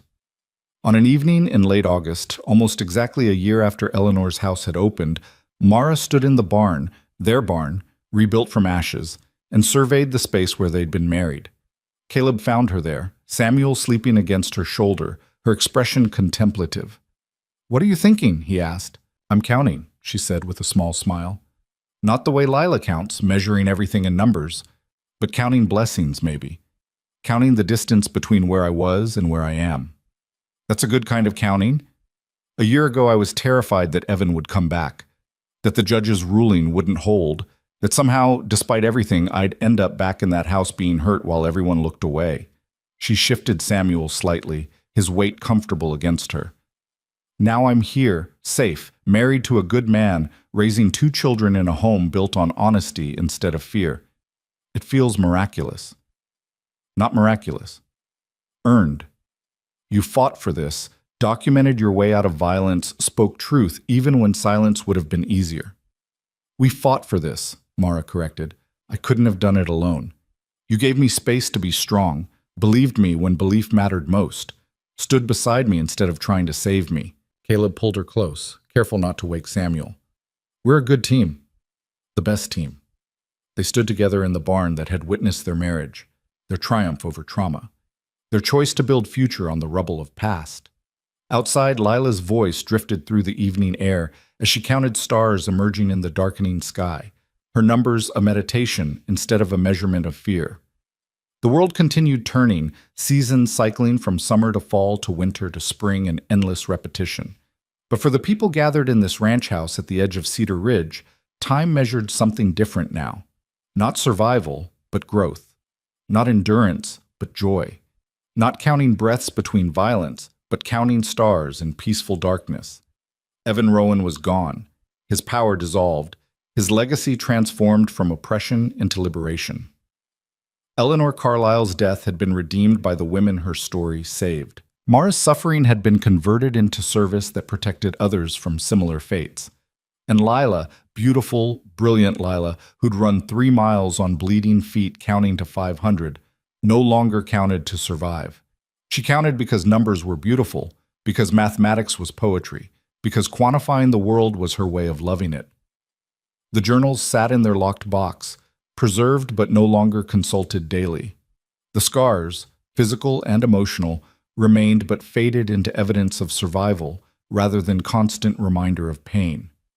The fear that had defined years of life gradually loosened its grip, replaced by trust earned through consistency and safety, built through community.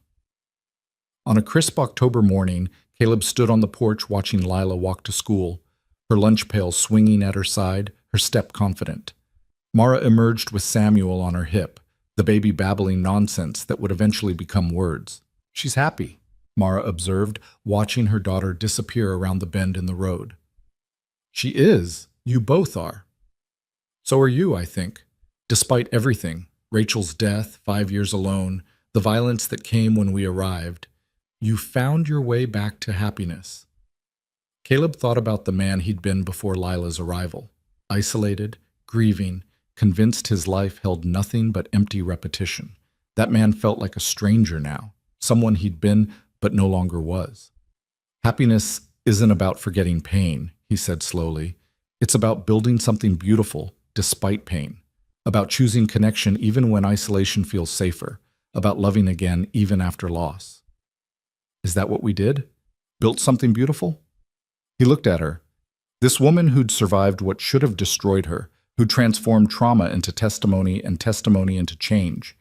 He looked at Samuel, innocent and trusting in ways Lila had never been allowed to be. He thought about Lila counting stars instead of breaths, measuring joy instead of pain.